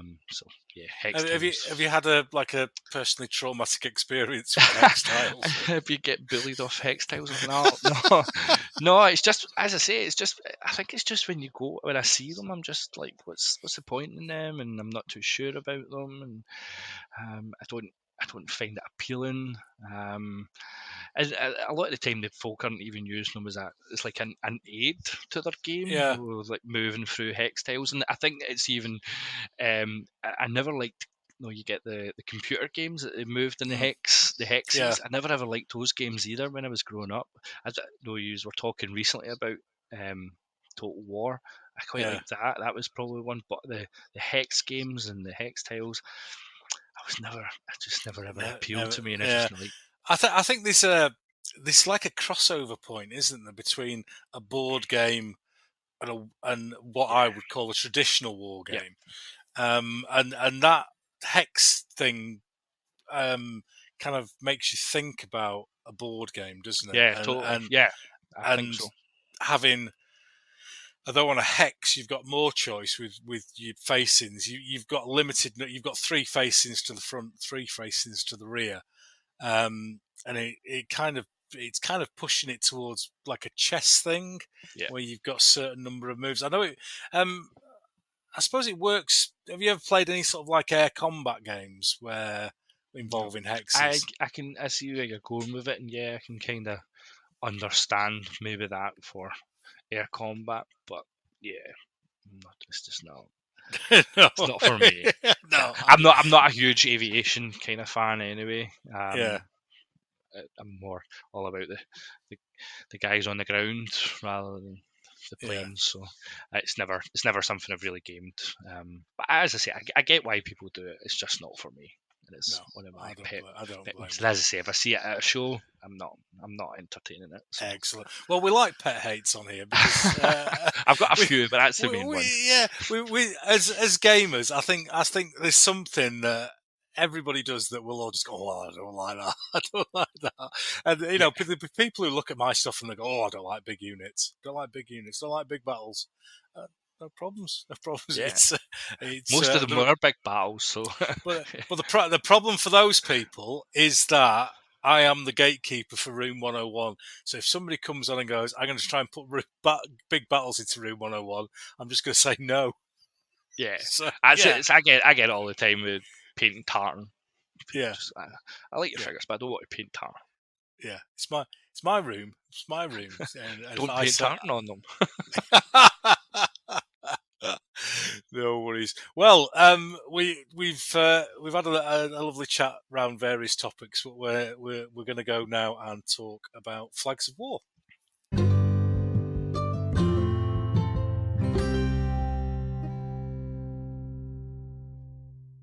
Right, ladies and gentlemen, this is the bit that you've all been waiting for. So we're going to talk to Iain about his business, Flags of War, and Iain initially it provides the main thing that you will know about is providing flags for wargames figures. And so the question that everyone's going to ask is, how long did it take you to come up with that name for a business? About 2 minutes. I didn't think there was that much thought behind it. I didn't even do any research to see if anyone else was used it. I knew, there was only a few companies at the time. Yeah. No, GMB were probably the main, but they're the benchmark, so to speak. But no, there wasn't a lot of us when I started. It's been around 12 years or something I've been going. Yeah. But well, yeah, it was kind of like, you're looking for flags, for war games figures, Flags of War, love it. It's just bang, there you go. Yeah, there was the website was actually reviewed recently on the tabletop of the Beast of War guys, and the guy's just going, "Do you want flags for this? He's got that. He's got flags for this. Got flags for this. Got flags for this." And it's no. When I started, it was just I was doing them on A4 sheets, Yeah. combined, and I just started. It was more out of me wanting to do flags that, again, same with the miniatures, things that weren't available at that time. Since then, other people have been doing those flags I wanted. I wanted certain flags for the English Civil War, mostly the Covenanters. People never had them, so I made them my own. Stuff for the Williamite Wars, Barry Hilton wasn't doing them at that point, but I was like, well, I will do my own. So I recreated these flags that we knew about, and then people seen me with painting the figures and stuff and going, oh, I wouldn't mind, can I buy some? So it kind of started on eBay, just selling sheets, and people were like, yeah, cool. Can you do flags for this? Can you do flags for that? And now I've got more flags than I can. They give me nightmares because I've got all of these flags, and still I get people asking for just the most randomest flags that I just don't have, and they're like, oh, how have I not covered all these bases yet? So it was the Covenanters then that started you off? Was that pretty much the first thing? Yeah, the English Civil War and the Williamite stuff. I think some of the first couple of flags I did were like the Dutch Blue Guard. And I was wanting to paint them. It wasn't necessarily wanting to game. I just wanted to paint them. I'd got some of these the front rank figures for the Williamite period, and I was like, well, I need flags. You would go on like Barry Hilton's website, and he'd have his own flags that he was getting painted and stuff, and he always does these huge big flags, and I was like, oh, they look great. So I was wanting to do my own unit. No one was selling the flags, so it's like, I've always been quite good with computers and stuff, so I just started really drawing on the computer, and that's where I took it from. No, I was never drawing these things with hand and scanning them in and everything. It's always been straight on the computer. And then is that something that comes from your work life? Do you do that sort of thing? I do work with computers. I work for a bank, but I do systems programming and change within the banking industry rather than drawing. So it's always been an interest. When I was at school, I was always doing, in the top classes for art and stuff. When I'd left school, I actually went and did furniture design. I was trying to seek a career in there, and then I found alcohol.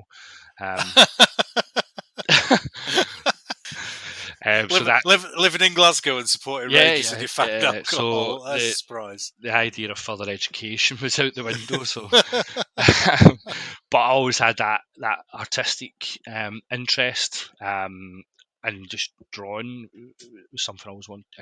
I just continued to do and started drawing my own flags, and it just kind of started going from there. I was doing it, building my those freebie websites that you get. That was like the first website that I had, and then just that was how I started making contacts with a lot of different people, because I was doing various things. So guys like David were doing his Otterburn range at the time, and he's like, well, I need flags for these guys. Would you be interested in doing them? And since then, me and David were really, really good friends. Paul at Empress was like, oh, I need flags for the Spanish Civil War and stuff. So I'm like, yeah, I'll do. So I now have a lot of these guys within the hobby who I make their flags for them.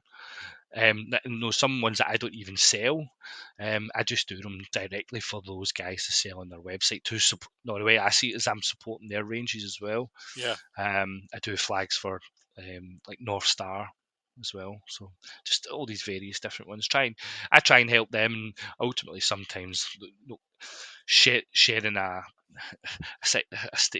working with these guys helps me because it gets me noticed too. Yeah. So just take us through then the process of, you come up with an idea or somebody gives you an idea for a flag. How does that go from a seed in your head to bang, printed in a sheet and away? Well, obviously there's a lot of generic flags you can get away with. Some of the medieval ones are obviously a lot easier and stuff, getting arms of certain knights and stuff. You can put simple. Some of the harder ones, American Civil War is crazy because there's so much research because they were issued so many different flags at different times of the war, so you need to try and get them right. And you can. It's amazing how upset some can get if the flag isn't that flag that they had at Gettysburg, and you're like, oh, I didn't know there was such a huge issue. So you sometimes you need to get it right, but the problem is in a lot of these periods, so much isn't known about so many flags. They were either captured or they were destroyed before they could be captured, and certain things like that. The English Civil War, so a lot of the stuff that we know about flags from those periods are from the losers. Yeah. Because their flags were captured and then documented, but the winners didn't lose their flags, so they weren't documented. So there's a lot of royalist flags, there's a lot of the Covenanter flags that they lost at Dunbar and Worcester, but try to get a lot of the other stuff. It can be quite difficult.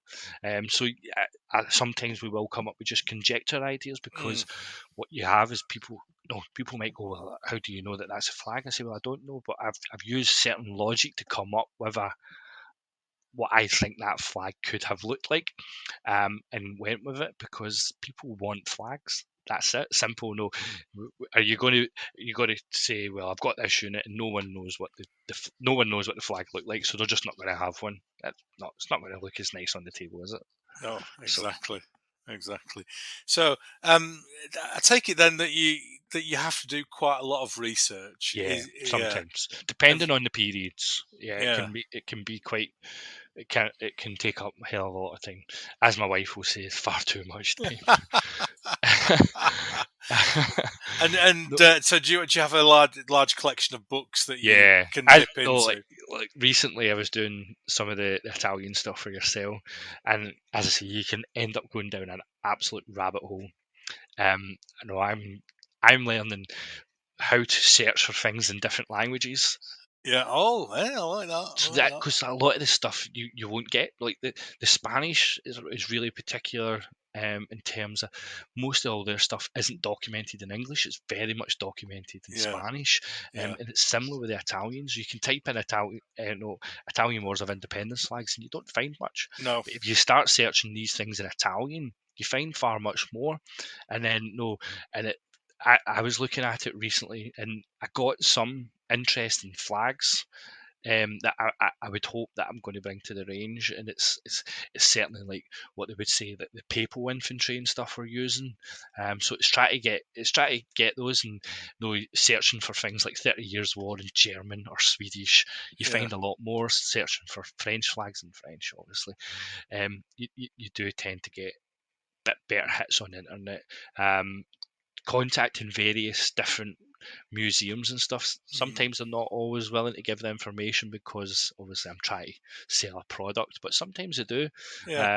Contacted the military museum in Vienna a few months back when I was wanting to do the 7 Years' War Austrian Succession Austrian flags, and they were able to give me what they have. They basically say that there's no flags in stories that have what the Madonna looked like for that period, because everyone kind of sees what the Madonnas looked like on the Napoleonic, the French Revolution period through the Napoleonic, and say, oh, it would have been similar, but the artwork they sent me was totally different from what anyone else was doing. And I was like, well, I've hit a gold mine here, because I'm going to. So I've done a flag that no one else seems to do for that period. Try to contact recently the military museum in Holland as well, in Amsterdam, but to get the War of Austrian Succession flags for the Dutch, but they don't know anything about them. There's a whole load of Dutch flags, and I'm started to replicate them.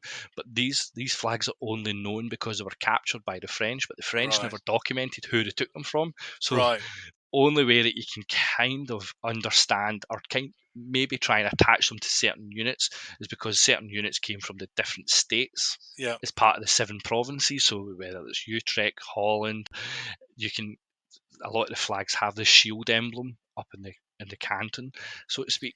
So you can try and attach it. But I was trying to ask the museum, do they know much about it? And they're like, no. I was like, that's not much help. It's like, thanks for that. Yeah, so I've got all these flags, and I'm just basically having to say unknown unit from Utrecht captured by the French, and then it gives you the opportunity to go, right, well, I know that this regiment came from Utrecht. I can attach that flag, and no one can dispute it. No one, unless they've got better information than I do. And if they do, by all means, contact me, and I can. So you kind of mentioned it in passing a little bit there. Do you get much bite back from the button counters? The people who are absolutely, this is wrong, and it should be this and this. No, yeah, some, not a huge amount. I do have some, and as I say, you get these guys. Oh God, no!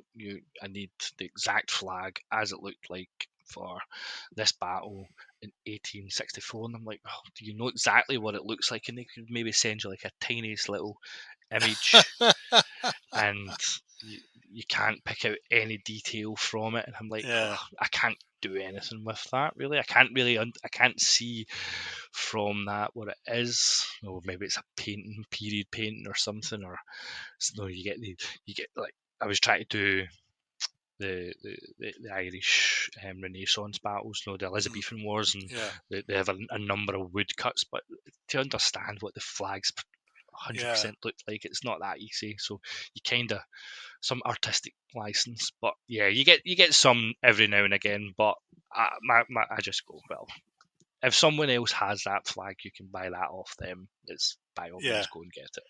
Yeah, I think you have to have a pragmatic approach to. I don't get upset to people like that, and I get it quite a lot with figures and figure painting and stuff like that, and especially with the the Italian stuff I'm doing at the moment.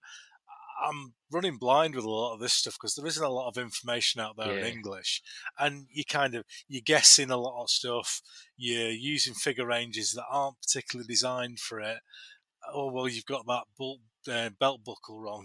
Well, I get more of it with my figures than I do my flags, and the worst of it is a lot of the time it's incorrect information. They're coming to me with incorrect information because I've done a lot of research in terms of the figure range that I've done for the Jacobites, especially the Highlanders, and everyone has this idea that there's all these hairy ginger warriors fighting, but it wasn't. No, people going, where's all your guys with the beards? It wasn't a popular thing in 1745. So one of the big things with there was a group, there was a set of sketches done called the Pennycook sketches, and it was a guy quickly sketched like the Jacobite army in Edinburgh, and not one of them had a beard. And there's all this documentation. There was one of the Jacobite captains was introduced to the prince, and the prince was offended because the guy had been travelling for a couple of days to come, and he got introduced to him, but they hadn't had time to shave. He just had like a 5 o'clock shadow, and the prince was offended that this man would be introduced to him in such a manner, and his response was supposedly maybe fictional, but it was sorry sire, but you've got an army of men, not boys, kind of thing.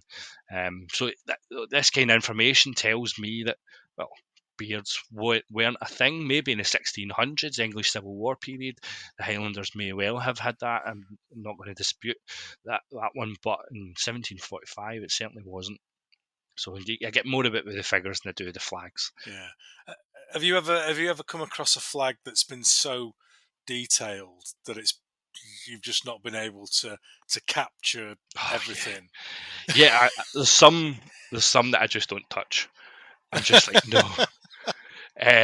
Paul at Empress has always wanted me to do flags for his. A couple of years ago, he bought the Russo-Japanese War stuff. Yeah. But if you've ever seen these Russian flags, they're pieces of art, and it's way out of my depth in terms of what I could do, because they've got all these religious symbols of Jesus and Orthodox style Jesus Christ on them. So I'm just kind of like, no, Paul, I'm not doing that. But he keeps asking for a range, but I'm just like, no, you're not going to do it. It's all about you need to I just goes back to what you were saying earlier on, balancing things out. I have a young family. I work full time. Yeah. I've got this website. I try and do as much for my own hobby as I possibly can as well. So I don't get to draw as much as I probably would like, despite having such a huge range. I would love to have more. Yeah. And do you produce them all yourself? Yeah. Yeah. Pretty much. And do you kind of keep stock, or is it print to order? Print to order. There's that many flags, I just couldn't. There's no point. I've got a good system. I've got a good setup in the way that I do it, and it's always one of those things when you go to shows, you never know what to take. So you take certain flags, and as I say, somebody will turn up and go, "Do you have this regiment?" You're like, "No, why?" Yeah. And that's you try and always say. So I'm going to Partisan, and I'm trying to say, if you want certain flags, tell me, and I will bring them with me. Because I won't have everything, and the chances are I probably won't have that one regiment that you need. So one of the things that I like about your stuff is the quality, both in terms of the detail and in terms of the paper that you use. So how important is that to you, and why did you choose the specs that you've gone for with the stuff that you sell? I think it's kind of the way that I am as a person. I want to make sure that what I'm doing is worthwhile and people like it. I'm not looking for praise, but I want people to say I've bought something and it's good. Yeah. It's good quality. Though I'm not the best businessman in the world. No, I'm not kind of moving along trying to make a business and learning as I go over the years. So the website's never been anything about me making money. No, I don't take anything out of the business. I work full time, and the website I couldn't switch from taking my full time job away and doing the website full time. Just with everything in terms of my family and stuff. So, but I just basically put it back into the business, and that's why I started the figure range, because the flags started to become more and more successful. And if you run a business, it's not always easy to say, well, that's just I'm taking that money. It doesn't work like that. So it's like, what do I do with it? Right, I can start figure range. I can just continuously build, and that's why I do the Kickstarters, because I can get them out there, people can give me the money, and all I do is I just transfer that back to my sculptor to say, right, here's the next batch I want you to do. And just continuously keep building a range, and one day I might have I might be able to go full time, but I don't see it anytime soon. You never know. You never know. Well, just in terms of flags, then, what have we got planned for the future? Have you got anything? I'm looking above me now. I've got like all my post-it notes. What have I got? I've got a whole suite of English Civil War that I've been doing that I've never released. It was a whole load of new stuff. What else have I got? Saxony for Napoleonic Wars, the Wow. infantry, and the Flodden the English. Flags for Flodden, so those big long pennons that the English were carrying at the battles. Got a whole load of them. There's loads up here. More. Try to get more of the War of Austrian Succession stuff. Ready because for the range. He's not started work on it, but my sculptor's got on the list to start doing the Hanoverians. So not as many people try and say with the Hanoverians in terms of the British Army and during the Jacobite Rebellions, not them, it's the Hanover troops. So try to get them, and they're quite detailed, those flags. Yeah. Have you seen them? Yeah. So that will take some time for me to recreate them, because I've got all of these different various flags with these big lions and all that on them, so it will be quite a lengthy process to get them. But yeah, I've got loads of ideas. It's just always getting the time to do it. Yeah, that's very true. Well, a little story that people who are listening might not know is that when I was doing my Italian Wars of Independence, I just put up somewhere that I'd had to print my own flag from somewhere because there wasn't any commercially available. So what did you do? I made you some. You made me some. Well, I was already doing some flags for that period, and it was one of these things. I was like, I really need to get the flags for the other. So is it the two Sicilies? Yeah. I need to get the flags for them. So there's certainly things that I want to add to that period, because I've always had an interest in it. I thought it's quite an interesting war. You know, for me it was always how far wide Garibaldi's name travelled.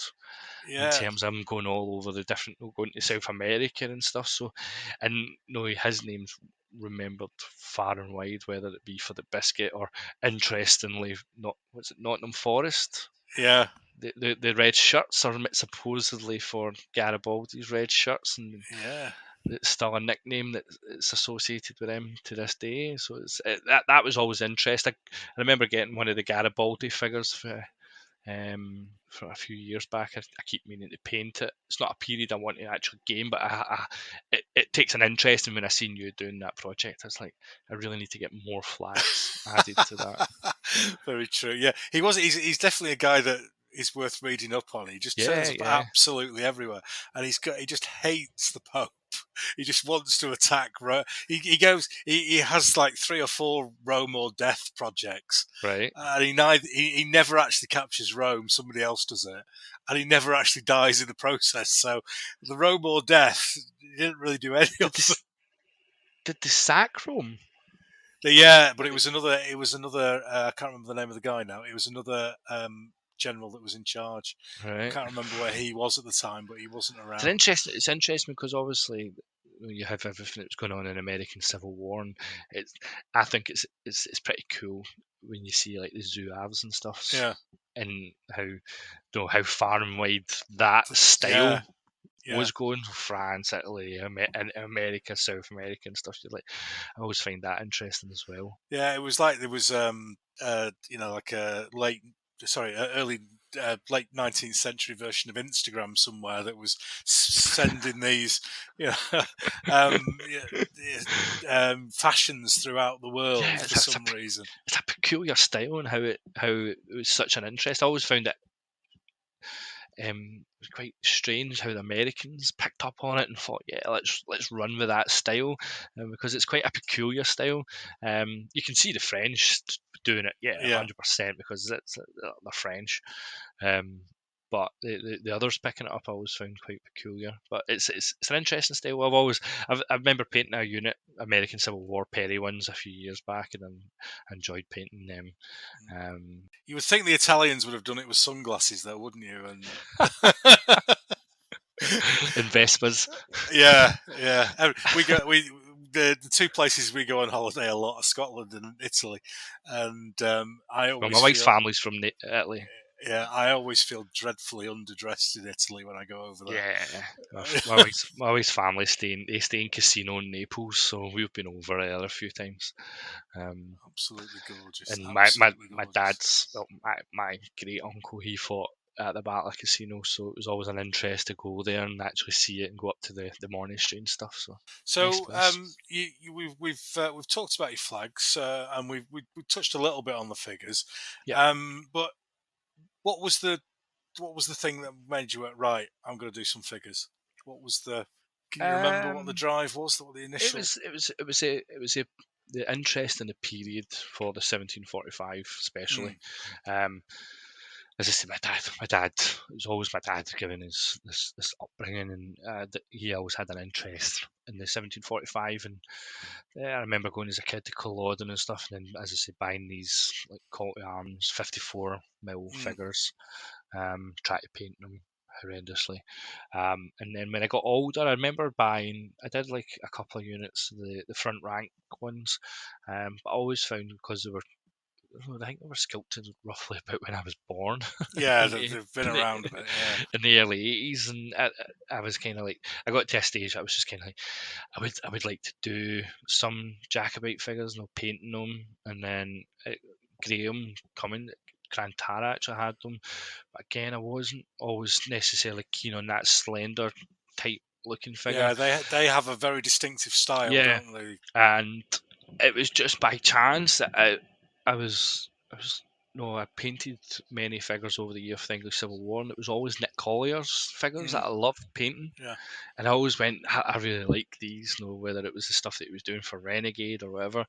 And I was like, I by chance, I got Nick's email, and I emailed him saying, look, I'm interested in getting a range. I think I actually asked him to do some of my Street Wars figures first. Yeah. And he did. He sculpted the very first one that ever went into production. And then it was just like, what to do with some Jacobites, and I love the period, and it just kind of went from there. Oh, fantastic! Now it's the biggest range for the Jacobites in the hobby. So just before we dive down the Jacobite rabbit hole, you mentioned the gangs. Is it Gangs of New York? Is that based on the Warriors film? I'm a mad Warriors fanboy. Yeah. I have. You can't see, but I have an arm tattoo. Of one of the characters from the movie. I've been over I go over to New York. I've been to the scenes where they did the various parts of the film. We even went when I was over. I was in the Empire State Building, and I had a Warriors t-shirt on, and it's an amazing amount of comments that you get just having such a thing in New York. Guys like, oh, love it. And I actually had, when we were me and my wife were waiting in the queue to get into the Empire State Building, and everybody's getting their bags checked, and I could see one of the security guards like totally scoping me, and I was like, oh, why does this guy keep staring at me? And then I could see him, and he turned round to this other security guard. This guy's like, I'm 6'2", and this guy's like 6'6" or something, this security guard. And he taps him on the shoulder, and he looks down at me, and I was like, right, something's going wrong here. And then this big security guard, out of like, there's at least 20 people in front of me in this queue, and he starts shouting, "The Warriors did it! The Warriors did it!" And then the initial security guard told me his as a kid going to see the film in 1979. It was a film before I was even born, but I remember seeing it when I was young, and I fell in love with it. And I actually went down to Birmingham to meet all the cast from the movie, got them to sign all my memorabilia. So it's a big influence is the movie, and doing these wacky and zany type New York 70s gangs, and I'm not trying to. It's obviously a horrible thing with the gangs, and you don't try and make it seem nice, but you kind of, it's a bit of fantasy I can touch with it. So like, I've got the guys with the big afros and all the kung fu outfits and stuff. So I doubt there doesn't seem to be anything I've researched on the real gangs. Doesn't seem to be any gangs like that kicking about at the time. Yeah, it was. It's a fantastic. I remember distinctly. I hadn't seen it, and about 15, 20 years ago, I was on a night shift, and we went back into the office, and somebody just magicked it up out of the bag and said, "This is my favourite film." Yeah, it's awesome. And shoved it in the V8, the video player, not even the DVD that shows how long ago it was, and watched it. So that's how I think that's came how across I'd seen it as a kid. I think it was like a late night movie. Yeah. And then But it's got a massive following, hasn't it? It's got a big cult following. It's one of those films that, a bit like The Princess Bride, where it kind of really didn't do anything when it came out. Yeah. But somehow, well, it's just bang. It was actually removed from the cinemas in America. Was it? Yeah, it was pulled because, as I say, that security guard I was speaking to, he told me, but I already knew the story. And what had happened is I think he said he was roughly about 14 or 15, and he asked his mum if he could go and see it, and she said no. Because it was all about these gangs, and obviously it was a big thing in New York at the time, quite dangerous city. And she said no, so he sneaked out the house and went to the cinema. But what was happening in New York and LA and Chicago and all that, it was the real gangs were going to the movie. Yeah. And they were watching it, and then they were all getting like built up, and like when they were going outside, and then they were like, "Oh, yous are on the wrong territory," and fighting, and a riot broke out outside the cinema, and a photographer took a photo, and the security guard was in it, and his mum. His mum saw him in the newspaper saying, "I told you were to go and see that." But yeah, it was in the cinema a couple of weeks and then got pulled. Yeah, and then I think that added to the cultness of the film, and then it's just got numerous one-liners. Yeah, that's kind of what made it, and people quote so much from the film. Yeah, it's absolutely brilliant, and it seems to me that the stuff that you make is stuff that you love. There's a very much a personal input going into these ranges, and obviously the Jacobite range. You were up at the battlefield, were you? I think I saw on social media not that long ago. No, I've not been up at Culloden. Oh, have you not? Not in the last. I think it was 2 years ago was the last time I'd went up. No, sorry, I lie. I took a couple of friends up a year ago. We went up camping. It was they're not wargamers. Not real much interest in history, and I think they were quite dubious about going. They were kind of like, "Oh, this is going to be a bit boring," and they absolutely loved it. Oh, brilliant. I took them up and gave them a little bit of history on the battle. We went into the visitor centre. It's got a really good visitor centre. Yeah, I've been up there. It's great. And I took them around the battlefield, took them where I always go. I've sometimes put as my profile pictures where the McDonald stone is, where the Keppoch stone, and we take up the McDonald flag and we put it out at that section, and take them around and tell them all the story of how Keppoch and stuff died, and they loved it. So I've not been up. I never went up for the anniversary there. I really should have, because it was the big one was missed the year previous. And the Falkirk one's just not that far from Glasgow either. Oh, yeah. So it's just along the road. Yeah, that's good. So is your range now, the range of figures that you've got, does it cover everything that was there? The French? Most of what was there. There's still stuff that I'm working on at the moment. So my sculptor's actually doing stuff right now. And what he's supplying is more, we do Lowlanders, which most people probably always forget was they made up more than half of the army, so it wasn't by the time of Culloden, the majority of the army were Lowlanders, so they wouldn't have been dressed in the kilts or anything, or the full plaid. So we have Lowlanders at the moment charging, but I'm actually getting them to do these Lowlanders that are just in marching pose, and with them what that will cover is they'll cover the Lowlanders. They also cover the loyalists units that were supplied by cities like Glasgow Edinburgh and Paisley, and they were actually at the Battle of Falkirk as well. So these were guys coming from Glasgow and Paisley and Edinburgh, and actually fighting on the side of the government. Yeah. Against the Jacobites. So majority, a lot of the government side of the army were Scots as well. And then what it will also cover was the Manchester Regiment. So we're doing those guys, and what we're trying to do with them is they can be almost like any sort of English militia if you want to do some sort of fantasy type battles.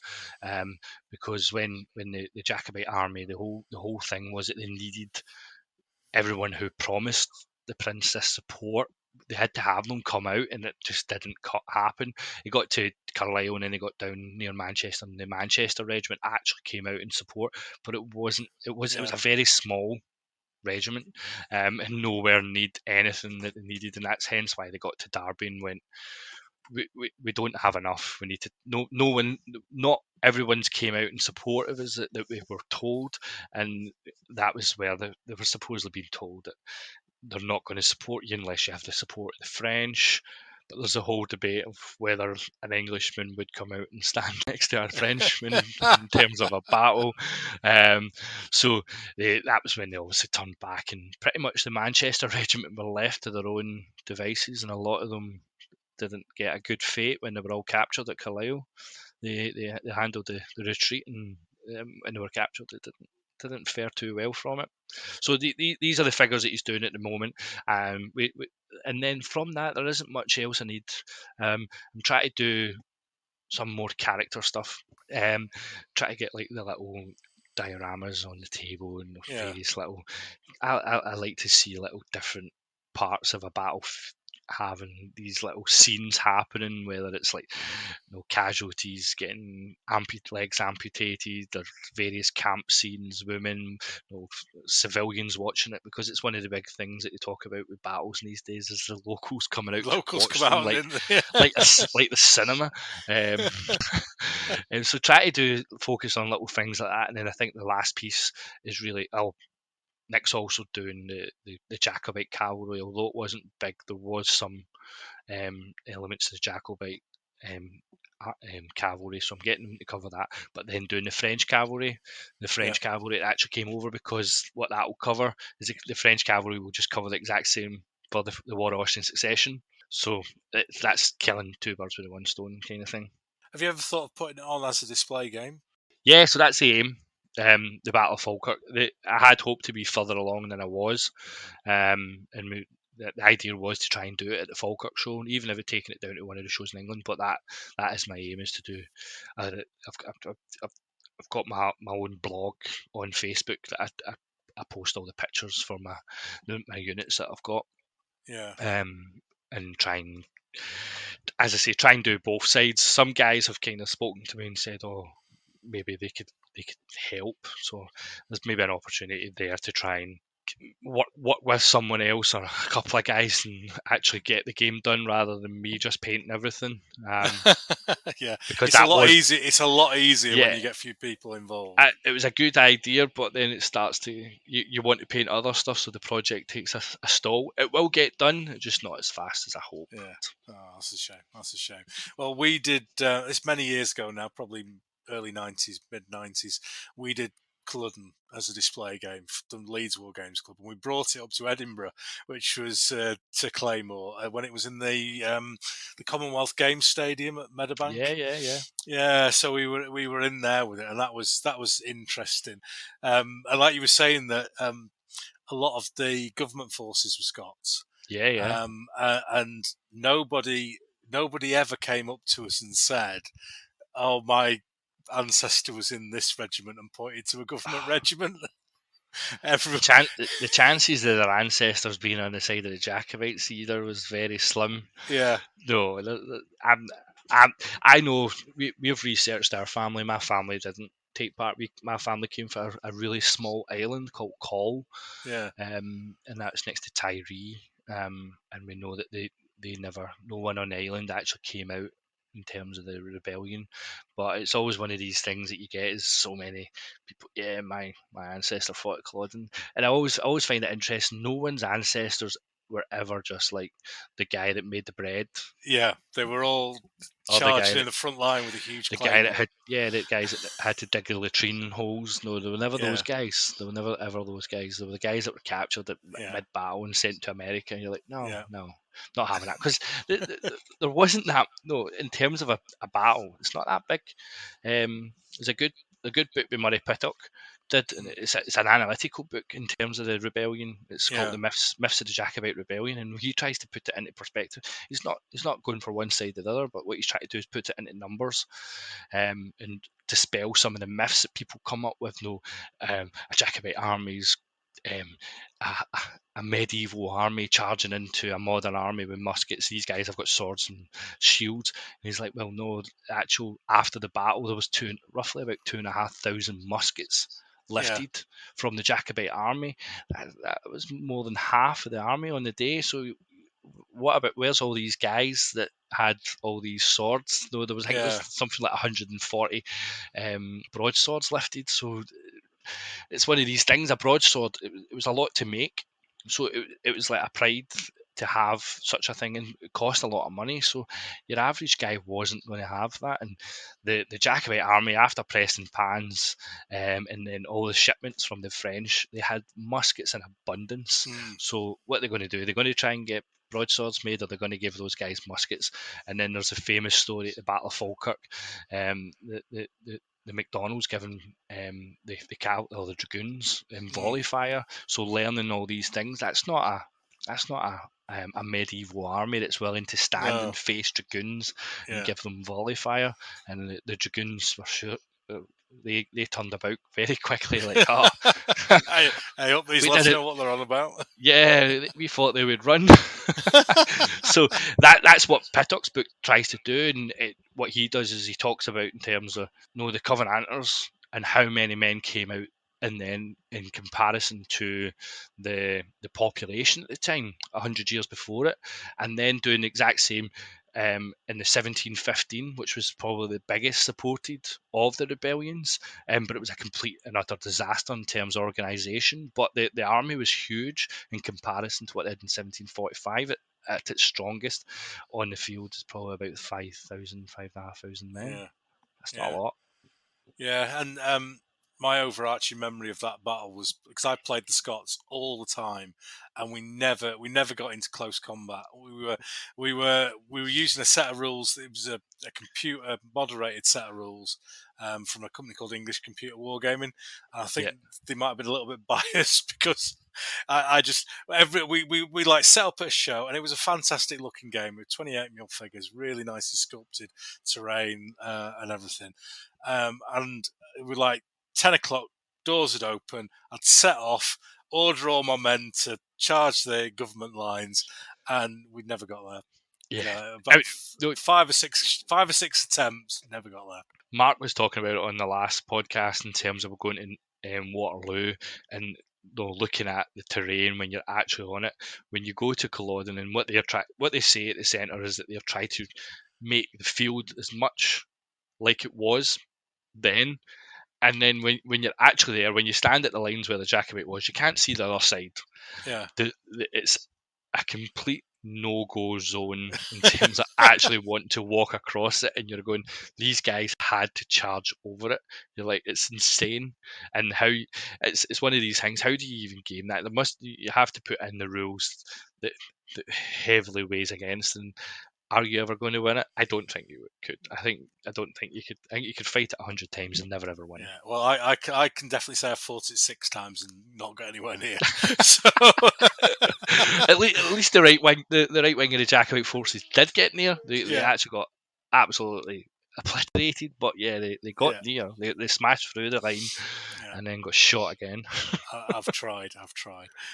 So you've gone from the Jacobites to the War of Austrian Succession, as we've covered a couple of times. So what was the draw for that one? I mean, there are natural ranges progression. out there. Yeah, natural progression. There's only a few that actually cover the War of Austrian Succession. There is differences between that and the 7 Years' War, minor differences, but certainly differences. Though my French don't have the colours and they don't have the turnbacks the same way that they do in the 7 Years' War. So I'm trying to make sure that I cover exactly what it should be, and people keep trying to sway me towards certain things from the 7 Years' War, and I'm like, no. People are like, we want our French grenadiers to have the grenadier caps for the 7 Years' War. And I'm like, but they were just tricons in the War of Austrian Succession. So it's trying to stay true to what it is. And its potential to be a huge range. There's a lot to cover. There's a lot to cover. There is, but I am just trying to focus on certain battles. So mostly around Fontenoy. So that I can that allows me to focus on that, and then I don't know if I will go out with that. So I'm trying to cover the British, the French, the Hanover troops, and the Dutch troops, and that I can get the focus. I have had the idea that I could maybe do the Austrians, but I'm not too sure. I've got a fairly big house, but it's taken over and over, and I've just got just boxes and piled like the bits boxes that you get for like a garage or whatever. So it's just all these the packs of figures. It's a good setup, but I don't have mass abundance of space, and as I say, this is pretty much a hobby job. I work 9 to 5 Monday to Friday. When I finish, I do all my orders or whatever. No, I get the kids all sorted, then I do my orders, get them out, go to the post office. So I don't really have the option of putting it in renting a space, because I'm not doing it full time. I would need to be there during the daytime to do something like that. Are you on the first floor? Is it all stored on the first floor? No, you're going to talk about the way. No, I'm not. We're actually thinking about getting my garage converted into like an office for the hobby, my business. I thought I'd get some more work for our Wargames roof support. Yeah, no, not the roof supports. I've been we working in the bank. I've been working from home for the last 2 years. I've been into my office in Edinburgh twice, so it's pretty much, and that's pretty much going to be the case going forward. So the idea is that maybe we should convert the garage, use it as my hobby business and my working from home. And then I think that's because the wife has aspirations, and my 2 boys getting this as a playroom as well. Yeah, there'll be a side project. So we've got one more range to talk about. We do, and this is the Border Reivers range, and you sent me some of those figures to paint up, and I have to say they're absolutely gorgeous. But they are amazing. But as I've said, I'm not going to get it's a bit skirmishy for me. Is the Border Reivers. So I don't know if you've seen these painted figures are going to be auctioned off for charity. Many in the 1980s, there was a big fire at Bradford City, and people were 56 people died, and as a result of that, the burns unit in Bradford is now one of the world leaders in research into treatment for burns. So I'm going to auction those off for. Sure, let me know the links to them, and I'll be promoting them on mine. So hopefully that goes well. So Border Reivers, where did that come from? Where's it going? Basically, my middle name is Kerr. My dad's stepdad was a Kerr, and my dad always kind of brought us up with a little bit of knowledge on what the clan Kerr was, and it's a big border family. They're a big border clan, and we would have all these little stories. I don't know if you know in terms of the Kerr castles and the spiral staircases going anti-clockwise, because they were all left-handed, or as my dad and a lot of Scottish people would call them, as Corrie-handed, or Corrie-handed. Basically, you're left. They tend to be left-handed. So I always had this kind of little knowledge of them as a kid, and then when I had an interest in them, I remember painting them a few I did a game up at Kirriemuir a few years ago using the old Jim Bowen figures. I think it's now owned by Hawkahee. Yeah. At the time, it was Graham Cumming at Crantara that was selling them, and I remember buying them and painting them all up. And I actually had a table next to Graham, and we put on this game, but there wasn't any real rules available. There was a couple of free rules from Wargames Illustrated and stuff. I think Bloody Borders it was called, and we kind of used a little bit of that and mixed it with some other stuff and came up with a set. But it wasn't until I started doing the Street Wars stuff with the gangs, and it was just like, Border Reivers, they are just gangs, aren't they? Yeah. They're just cowboys and gangsters in the 1500s. No people, and it's interesting when you start talking about it. People are like, well, we look at the mafia families and how they would work, and then you look at the gangs and go, the Old West and the cattle rustling, and say, this was happening in Scotland and England in the 1500s. So these guys are all doing it way later, but the Northern English and the Southern Scots were doing it way before them. So I kind of went, right, how can I take what I did with my first set of rules I ever made with Street Wars, and then take that and wrap it into the Border Reivers, and this is kind of what I've came up with Border Wars. Feedback so far is pretty good. We've had a number of guys play testing them, tweaks along the way. Everyone's loving the figures. It's a lot of pressure getting a new range out, especially a new set of Wargames rules, because you never know, someone's just going to pick it up and say they're absolutely rubbish. It's just like, so you have the fear that someone's just going to annihilate them. But I think anyone that I play, maybe they're just humbling me that say they're good, but I hope that they are. And the figures are great. I got a guy on board, Rob McFarlane, who used to work for Games Workshop, and he does a lot of the Wargames Atlantic stuff as well. Okay, yeah. And he's doing them digitally. Yeah. So it was digital sculpting, and I wanted a digital range to try and move into that whole new way of bringing out miniatures. And I asked him, and he did one of the miniatures for me, and I absolutely loved it. And I got him to do a whole range. We've got so much coming out. What everyone's seeing is just a small part of it, because the rules is what was holding it up. I wanted to get in a place that I'm comfortable that the rules are good and people are going to enjoy them. I've got these figures, I've got mounted figures, I've got the footed figures, I've got the characters, I've got like the Blackadder characters and stuff. Try to do little scenarios with them.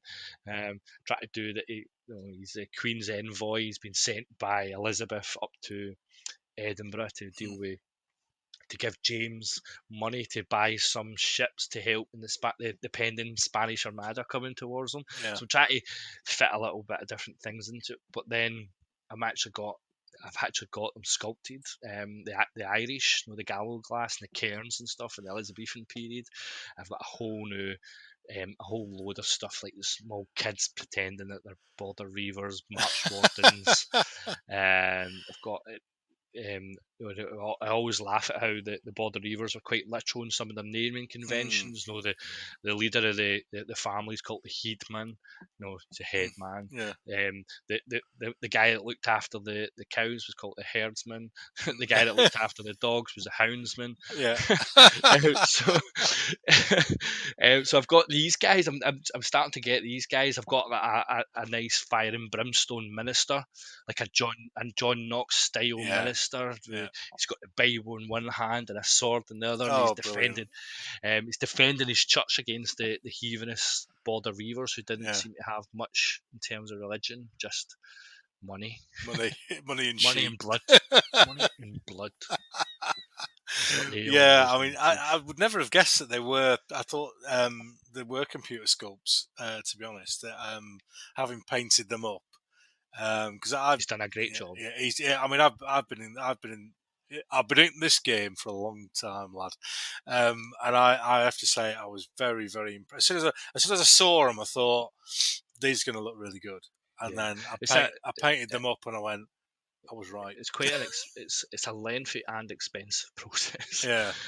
Because I've got I've got Rob doing the sculpts, so he gets me the sculpts. Mm. I then deal with Alan. He does the White Dragon miniatures. It's a modern the modern combat figures. I think you've discussed it on the show before. Yeah. He does the modern figures for like Afghanistan and stuff. So he's got this super 3D printer, and you can see behind me I've got 2 3D printers, but the I can get good quality from mine. This guy gets like expert quality. So that, because the problem you've got is I can tell the difference between what he gives me and what you can't tell with the eye, but see when I send it to Griffin to get casted, the casting process is not very forgiving and will highlight any minor issues. So my figures can, although they look good on the eye, the stuff that the prints that are going into production are far better than a lot of the stuff that I can do. And I'm over the moon with the figures, but as I say, it is an expensive process, and that's where you start to feel the pressures, because guys are wanting them, but the rules are holding it up. And as I say, when you get the money, I put it back into getting more. Yeah.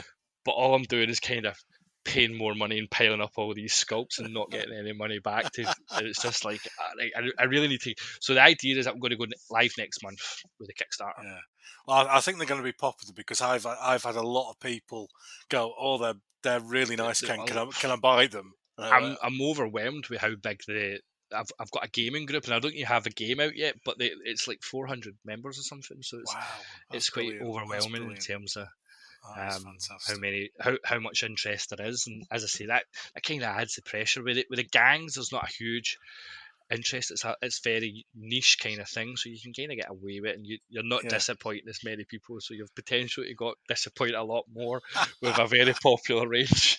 So well, that's absolutely brilliant, mate, and I wish you all the success in the world with it. I think it will be because the figures are absolute knockout. So I'm pretty sure that you'll get a large amount of people buying the figures for the figures. Well, they'll be on display down at Partisan next month. Brilliant, excellent. Well, hopefully I'll see you down there because I'll be popping in myself, and we'll have a catch up chat then. It's been brilliant having you on the show, mate. Thank you very much. I always give people a chance to ask me a question at the end if you'd thought of one. When we're going to get you back up to Scotland to put a game on at one of our shows? Oh, hey, well, my plan when this Italian Wars of Independence is done, it might be the last time I do it, but I intend to do the rounds with it. So I'm going to come up to definitely to Claymore, and then Carronades the other one, isn't it? At Falkirk. Yeah. So let's see. But I'm committing to Claymore here. That's good to hear. With back, just like the old days, I'll probably be absolutely dead at the end of it, but it will happen. Hopefully this year, because I'm rattling through the figures quite nicely. My concern is the terrain, because I can't get enthusiasm for terrain. No, I love it. Oh no, it drives me nuts. Love it. I'm not great at painting it. I'd rather buy stuff off people. Yeah. I don't seem to be able to paint it that well. Yeah, same. But I love seeing it. I love looking at it. I have a real interest. I want a really, really good table to go with the figures. Yeah. So it might get delayed a little bit until I can get that sorted out. So we shall see. Well, thanks once again, Iain. And no problem. It's been great having you on the show. So just say good night to everyone. Good night. And from me. Good night. I'm going to good night from me.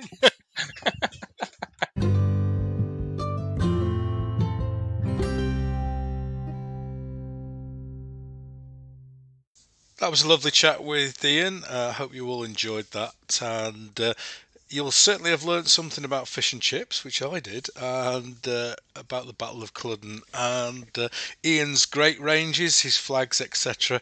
And I really encourage you to go and have a look at his stuff. I like on this podcast, if I can, to give some light, some time, some airtime to the smaller manufacturers, and there's a lots of people like Iain who run their own companies who produce absolutely high quality top stuff that you need to go and check out. So thanks for coming on the show and being a guest. I forgot to ask him about his social media stuff.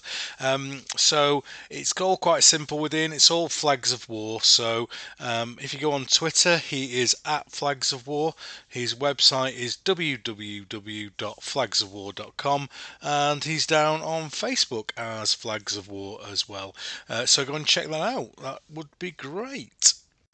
Next month we are back to a 4-week month, so there's just going to be one episode next month, and I've not fully booked it in yet, but I'm hoping to be speaking to my old friend Stephen Barker. Stephen was one of the first persons that I ever started wargaming back in the early 80s, back in Cheshire.